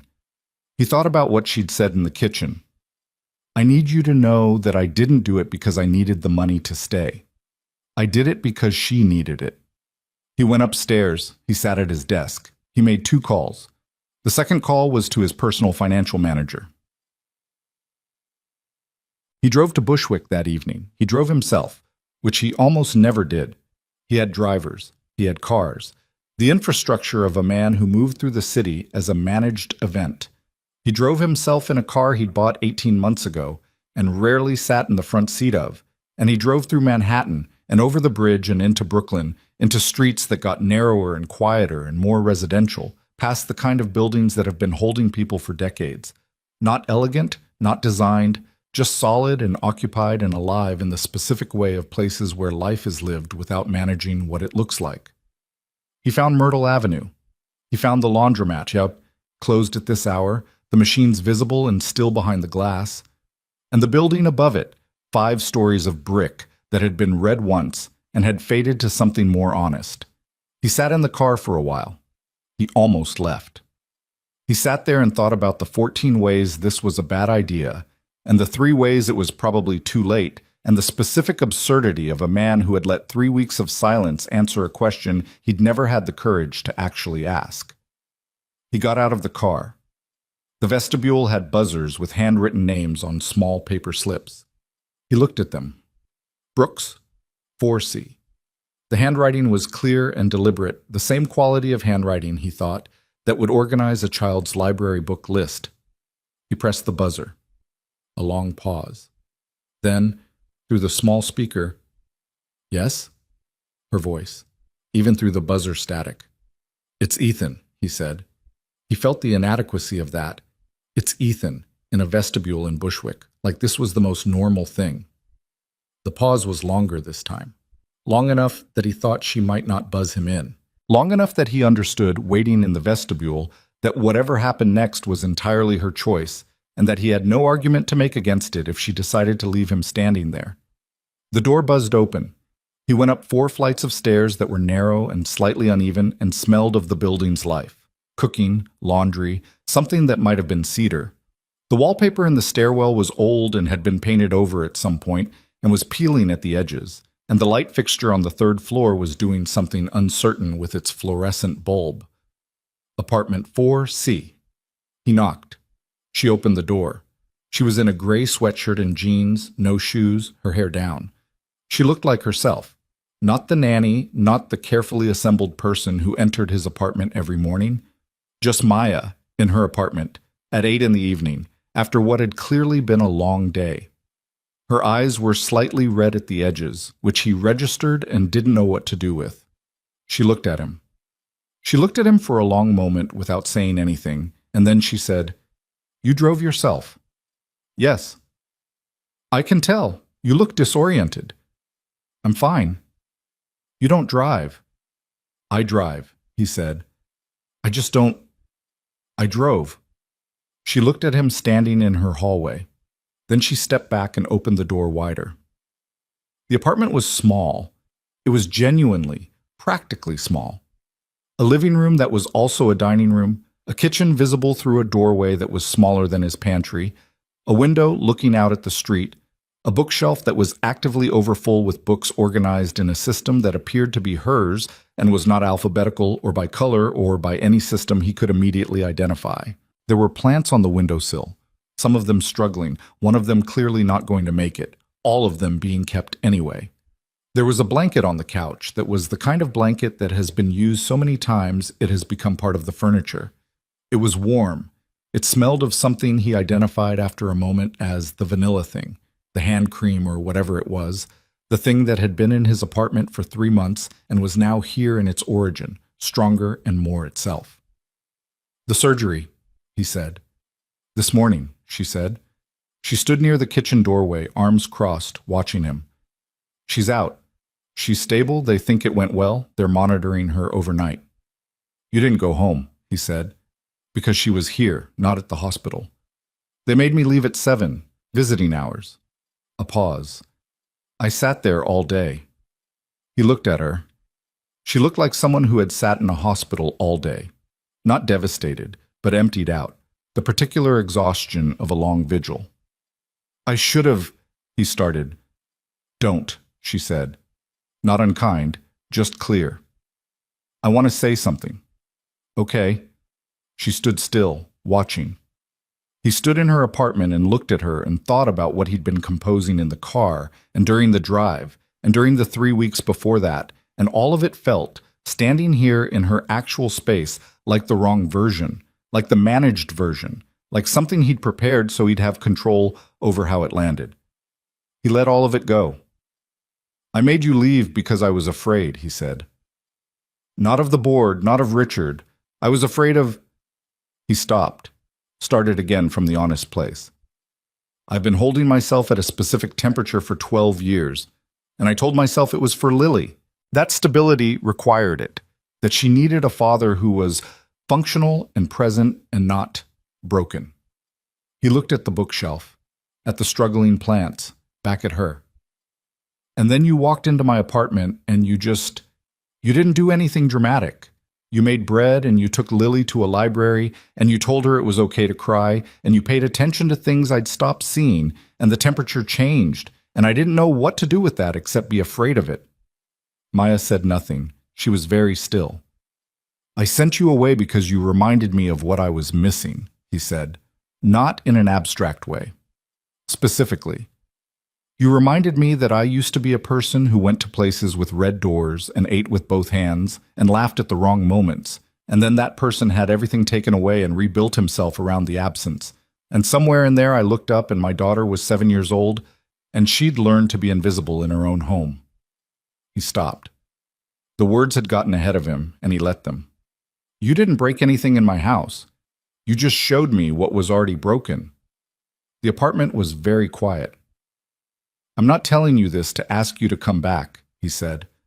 I'm telling you because you were right when you said you wanted me to say the actual thing instead of the careful thing. This is the actual thing, and He looked at her. I owe you that, at minimum. Maya unfolded her arms. She looked at him for a long moment. Then she walked to the kitchen, and he heard the sound of a kettle being filled, the click of the burner. Sit down, she said. You drove from Manhattan, which clearly took everything out of you. He sat on the couch, on the blanket that had become furniture. She came back with 2 cups, tea, not coffee, because it was evening, and she knew he switched at some point, and he was oddly aware that she knew that. She sat in the chair opposite him, both hands around her cup, and looked at him with the same steady attention she brought to everything that mattered. I want to ask you something, she said. Okay. Lily, this is about Lily first, before it's about anything else. Tell me you understand that. I understand that, he said. It's always been about Lily. No, she said. It hasn't always. That's the problem. She said it without heat, just factually, the way she stated things that were true. It's been about the appearance of Lily being okay, the managed version, the version where she performs contentment at the right moments and everyone can look at her and say that child is fine. That's not the same as actually being about Lily. He sat with that. You're right, he said. She's not fine right now, is she? Maya said. No. He looked at his hands. She's going back. I can watch her going back to what she was before, and I don't know how to stop it because I was the one who started it. You started both things, Maya said, the before and the going back, and you could start something different. A pause. That's what I need you to understand before anything else, that you have to be actually different, not because I'm there and the air quality changes, because you decided. He looked at her. I know, he said. Do you? Maya. Her name, the way she'd said his, no distance in it. I drove across a bridge by myself at night for the first time in I don't know how long. I'm sitting on your couch, I know. Something moved across her face, softened. You have a board, she said. I have a board. And Richard and Harrison Polk. I know their names, he said. Yes. They're not going to go away because you drove to Bushwick. I know that too, he said. But I've been letting the board be the reason for things I was choosing to do anyway. That's the part that needs to stop. The board is a practical problem. He gestured vaguely with the manner of someone who does not usually make sweeping gestures. Resources for practical problems. You're going to fight them, she said, not a question. I'm going to stop giving them things to use, he said. The fitness clause requires grounds. For 3 months I was providing grounds without thinking about it. Not because anything was actually wrong, but because I was visibly thawing, and people who depend on me staying frozen read that as instability. He set down his cup. I'm going to stop caring what they read it as. That's easy to say from a couch in Bushwick. I know, he said. I know it gets harder. And I know that you would be visible, that you'd be... He stopped. I'm not going to make promises about the board that I can't guarantee. What I can tell you is that I'm done building my life around what they're comfortable with. Maya drank her tea, looked at him. $4,000, she said. He blinked. What? You know what? She looked at him steadily. I'm not stupid, and neither are you. You know about my grandmother's surgery, and you know I was 4,000 short and you drove here tonight, which means at some point today you also made a call. Don't, she shook her head, don't let that be the thing you lead with. He was quiet for a moment. It went through, he said. An anonymous payment to the hospital's billing department, she said. The hospital coordinator called me at 5 and I was in the waiting room and I had no idea what to say to her. Her voice was very steady, which meant she was working to keep it that way. Was it you? Yes. You didn't have to do that. I know. I wasn't asking you for that. I've never asked you for anything beyond my salary. I know that, he said. You've never asked me for anything. He stopped. That's part of what I'm trying to say. You came into my household and you gave Lily things she needed and you changed what the air was like in every room you were in, and you never once asked me for anything except honesty, which I was very slow to provide. He looked at her. I'm not buying my way into this conversation. I'm trying to close a gap that I should have closed before I asked you to leave. She looked at him for a long time. Then she said, she asked me at the end, Lily. She said, are you still going to be somewhere?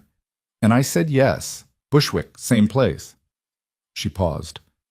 I meant it, but I also knew that same place isn't actually close enough. Not for her. No, he said. It's not. I'm not the same as close enough. No. The apartment was quiet. Through the window, the street below was doing its evening thing. Someone's music from a passing car, the laundromat sign buzzing, the city at half volume. I liked it, Maya said, quietly. Being there, with both of you. She said it like she was deciding something at the same time she said it. I liked who she's becoming. She stopped. Say it, he said. She looked at him. I liked who you were starting to become. In Pietro's. In the kitchen. When you stood in the hallway and you thought nobody could see you and you were just watching her. Watching your daughter be a kid. She shook her head. I liked that man. I wanted to know what he was going to be like in 6 months. In a year. You could, he said, know what he's going to be like. Ethan, I'm not offering you a job, he said. And then he stopped because he heard how that sounded. And he did something he was not accustomed to doing, which was let the pause be what it was rather than filling it efficiently. I'm asking you to come back. Not as an employee. Not with a laminated schedule and a file at Hartwell Domestic. He looked at her. I'm asking you to come back as someone who matters to my daughter and to me. And I understand if that's too complicated, given everything. And I understand if you need time. And I understand, Ethan, she said. He stopped. You're doing the careful thing again, she said. He looked at her. Ask me what you actually want to ask me, she said. He sat in her apartment on her second-hand couch that smelled faintly of vanilla, and he looked at this woman who had walked into his life with a broken bag and tired eyes, and had, over the course of 3 months and without asking for credit or permission, become the person he'd been standing in doorways thinking about every evening for 3 weeks. Come back, he said. Simple. No scaffolding around it. Please. Maya looked at him. She looked at him for long enough that he felt the full weight of not knowing, the actual suspense of a thing where the outcome is genuinely in someone else's hands, and you cannot manage it or control it or prepare for the version where it goes wrong. He sat with it. He let it be what it was. Then she said, The board meeting in February. I'll handle it. You don't know what that means yet. No, he said. But I know that I'm done making decisions about my life based on what 3 men in a conference room find reassuring. He paused. I've built enough. I have enough. If the cost of keeping it is being that person again, the frozen one, then it costs too much. That's easy to believe in a couch in Bushwick, she said. Again. I know, he said. You're going to have to watch me be it in the other rooms. She almost smiled. Not quite. Close. My grandmother gets out tomorrow, she said. She's coming to stay with me for 2 weeks while she recovers. I can't leave her right now. I know, he said. Take the time you need. After 2 weeks, she stopped. I need it to be different. Not the arrangement, everything. I can't be a nanny who eats lunch alone in a kitchen and is careful not to take up space. I won't do that again. You never did, he said. Take up space. You were in every room of that apartment. You know what I mean? Yes, he said. I know what you mean. And yes, it'll be different. She looked at the window, at the struggling plants, at her cup of tea. Then she said, Lily's going to be insufferable about this. He almost laughed. She's been managing me toward this conversation for 3 weeks. She's 7. I know. It's concerning. The corner of something moved on his face. She said feelings are information. She said she read it somewhere. She read it, Maya said. She was also listening when I said it out loud in the kitchen. She listens to everything. She learned it here, Maya said, in the quiet. She had a lot of practice. He sat with that. The specific ache of it, a child who had learned to listen to everything because there was nothing else to do. I want her to have more than listening, he said. I want her to be loud sometimes. I want her to make messes in the kitchen and leave her books everywhere and play the wrong notes on purpose, and he stopped. I want her to be a kid, and I think I need help remembering what that looks like, because I forgot how to... He ran out of sentence. Be a person, Maya said, something like that. She looked at him, the steady, undeflecting look that had been the first thing he'd really noticed about her in the interview, when she'd looked right back at him while everyone else found things to look at instead. 2 weeks, she said. I'll come back in 2 weeks. He exhaled. It wasn't controlled. He didn't try to make it controlled. Thank you, he said. Don't thank me yet, she said. Wait until you see what Lily does when I tell her. He stood up. He picked up his coat from the back of the chair where he'd put it. He stood in her living room, in this small, warm, plant-filled, overcrowded apartment, and he understood something in a way he hadn't understood it before, that the thing he'd been building for 12 years, the empire of glass and marble and control and silence, was not actually what he'd been trying to build. He'd been trying to build somewhere to survive, somewhere that could hold a man who'd lost the person he built everything with, somewhere with enough structure that the loss couldn't get in. He'd built the right thing for the wrong person, for the man he'd had to be when Claire died, not for the man who still existed underneath all that building. That man, it turned out, wanted something a lot more like this. A couch that had become furniture, plants that were struggling but being kept, bookshelves organized in some system that only made sense to their owner, something real, something imperfect, something that was actually, honestly, alive. He went to the door, turned back. Myrtle and Knickerbocker, he said. What? Your address. I'm going to remember it. He looked at her. In case I need to come back. She looked at him. Something in her that had been held back, carefully, practically, with the particular discipline of a woman who had spent her whole life making things work on insufficient resources. Let go slightly. Not all the way. Just enough. You won't need to come back, she said. I'll be there. He nodded. He went down the 4 flights of stairs through the vestibule, out onto Myrtle Avenue, where the January night was cold and clear and the laundromat sign buzzed its indifferent neon. He got in his car. He sat for a moment. Then he drove home. 2 weeks later, on a Saturday morning, the elevator opened on the 43rd floor, and Maya stepped into the private vestibule with a bag over her shoulder, the same canvas bag, still held by the clasp Mrs. Dalton had replaced. But there was a second bag now, a larger one, which meant something that neither of them had explicitly named yet, but which both of them understood. Before she could knock, the door opened. Lily, in her pajamas, hair loose, Saturday morning face, the actual child face, no performance in it. She looked at Maya for approximately 1 second. Then she opened the door all the way and stepped back and said, with the dignity of someone who has been waiting for something and is refusing to make a spectacle of being relieved, "You're early." "I took the earlier train," Maya said. "Did my dad know you were taking the earlier train?" "No."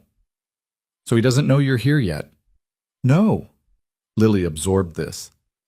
"He's in the kitchen," she said. "He made coffee, but he's been standing there for 20 minutes, not drinking it." Maya came inside.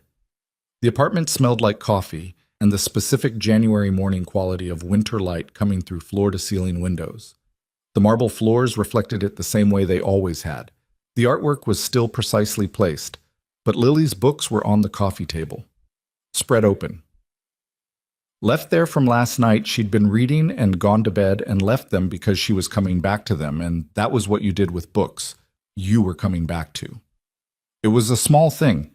It was the most important thing Maya had seen since she walked back into this building. She put her bags down. She walked to the kitchen doorway. Ethan was standing at the counter with his coffee, looking at the window. He heard her and turned, and he looked at her with an expression that was not managed. That was just the face of a man who had been standing at a counter for 20 minutes because he wanted something to happen, and it was happening. "You're early," he said. "Apparently that's notable," she said. "I would have sent the car." "I know," she said. "I took the train." He looked at her. She looked at him. And the kitchen that had been quiet and neutral and functional for 2 weeks, did something with the air that it does when certain people are in the same room, something that isn't dramatic or cinematic. Just the quality of the air changed. It became warmer slightly, more itself. "The board meeting is on the 14th, he said. "I know. Franklin thinks the votes aren't there. Richard is... We'll see about Richard." "Okay," she said. "It might get loud. Publicly." "Okay," she said again. "I've been loud before. I grew up in Bushwick." Something moved on his face, the thing that was almost a laugh. Don't make a thing of it," she said. "Just make me a cup of that coffee." He made her a cup. She sat at the counter, the same stool she'd used for 3 months, which was apparently her stool now, in the way that things become yours without paperwork. And she wrapped her hands around the cup and looked at the kitchen that she'd stood in and cooked in and had small conversations in, and she felt the particular feeling of returning to a place that had changed while you were gone and changed you in the process of returning. It wasn't the same as before she left. It couldn't be. It was something after the before and after the leaving, which was a different country, newer and less mapped. From down the hall came the sound of Lily at the piano. Not the Clementi, not the assigned piece, the jazz thing. The song from the kitchen radio, the one without a name. She was playing it like she'd been practicing it privately for 2 weeks, which she probably had. It was more formed now, the rhythm less approximate, the wrong notes starting to become intentional rather than incidental. It was not a finished thing. It was a work in progress by a 7-year-old who was still figuring out what her hands could do. It was, in the morning light of the 43rd floor, the best thing Maya had heard in 2 weeks. Ethan turned toward the sound.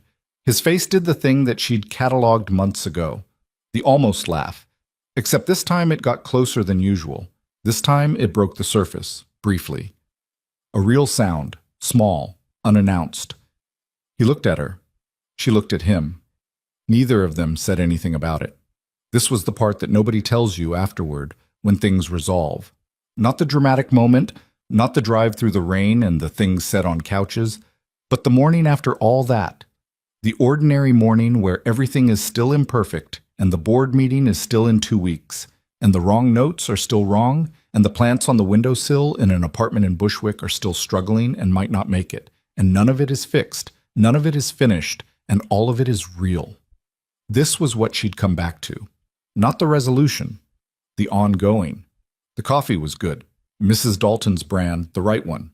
Down the hall, Lily played her song with its approximate rhythms and its deliberate wrong notes, and the sound of it went out into the apartment's air and traveled, the way sound does, through the rooms. It reached the kitchen. It stayed there. Oh-hum. The board voted on the 14th, 7-4 against invoking the clause, with Richard abstaining, which was, as Harrison Polk explained afterward, the most elegant possible way to lose a fight. The Jersey City acquisition moved forward. The company continued in its company way. Ethan told Lily about it that evening in the simplified version that a 7-year-old needed. "Some people at work wanted things to go back to how they were before," he said. "Before Maya," Lily said. "Before a lot of things." "And?" "They didn't get what they wanted." Lily considered this with her characteristic gravity. "Good," she said, simply, and went back to her book. It was not the end of anything difficult. The board remained the board. Richard remained Richard, which was its own ongoing negotiation. The company demanded what companies demand, and Ethan gave it what it needed and no more, and learned, slowly, imperfectly, with backsliding and recalibration, to locate the line between his work and his life and stand on the life side of it sometimes. Maya's grandmother recovered. She came to the apartment on a Sunday, walking with a cane she was already impatient with, and sat at the kitchen counter while Maya made lunch, and Lily showed her the bread she could make now, and Mrs. Dalton served tea with the particular warmth she reserved for people who had survived hard things with dignity. Ruth looked at the apartment around her, the marble, and the view, and the 43 floors of Manhattan below, and then looked at her granddaughter moving through it like she belonged there. She said nothing about it that afternoon, but later when they were leaving, she took Maya's arm in the elevator and said quietly, "You always did find the room that needed warming." Maya looked at the elevator numbers. "Gran," she said. "I'm not saying another word," Ruth said, and didn't. Spring came, eventually. Manhattan's grudging version of it, cold until it isn't, gray until one morning it isn't, and then suddenly the trees in Central Park are doing the yellow-green thing, and people come out of their buildings as if surprised that the city contains light. On a Saturday in April, 3 of them walked through the park. Not a scheduled park walk, not a laminated route. Just walking. Lily had a library book and was reading while she walked, which was technically not safe, and which nobody made her stop doing because she'd developed the specific skill of reading in motion that some children have, and which cannot really be taught. Maya had coffee in a paper cup. Ethan had his hands in his coat pockets. Lily stopped walking. They stopped with her. She was looking at something in the tree above, a bird, ordinary, a sparrow doing what sparrows do, perched on a branch and looking at the path below with the specific dignity of a bird that believes it owns the situation. "Look," Lily said, not to either of them in particular, just look. They looked. The bird looked back at them with its tiny, unconcerned face. Then it flew away. Lily watched it go. Then she looked at her book. Then she started walking again, reading as she went. Ethan looked at the tree, then at Maya. She was watching Lily walk away, her face doing the thing it did when she was watching something she liked. Not the managed warmth, not the professional attentiveness, just her, looking at something that mattered to her. He didn't say anything, but he took his hands out of his coat pockets, and when she shifted her coffee to her other hand, he took the hand that was free. She looked at him. He looked at the path ahead. "Lily's going to see," Maya said. "Lily already knows," he said. They walked. Ahead of them, Lily read her book and didn't turn around, which was its own kind of grace. The grace of a 7-year-old who had learned to pay attention to things, and who is choosing, right now, to pay attention to the page in front of her and let the people behind her have the moment they were having. The path went on. The park went on around them. The city made its Saturday sounds, traffic and birds and someone somewhere playing music from a speaker, too far away to identify but close enough to hear. The things that had broken were still broken, the way things that break don't fully unbreak. The grief was still Claire-shaped and always would be. The board would always be the board. Money would always have its appetites. The apartment would still have marble floors and precise artwork and the fundamental tension of a place designed for impression trying to become a home. None of that resolved. It just became the landscape of a life that was, underneath all of it, being actually lived, imperfectly, honestly, with wrong notes that were sometimes the best part, and bread that came out lopsided, and plants that struggled but were kept, and a little girl who laughed when she meant to and cried when she needed to, and asked the hard questions in sideways voices and drew pictures of people laughing and no longer hid them under mattresses. She'd put one on the refrigerator last week, a drawing of 3 people in a park, the proportions childlike, the perspective flat, everyone's arms too long. 2 adults and a small girl looking at something in a tree. At the bottom, in her careful block letters, U.S., April. It was still there. It would stay there.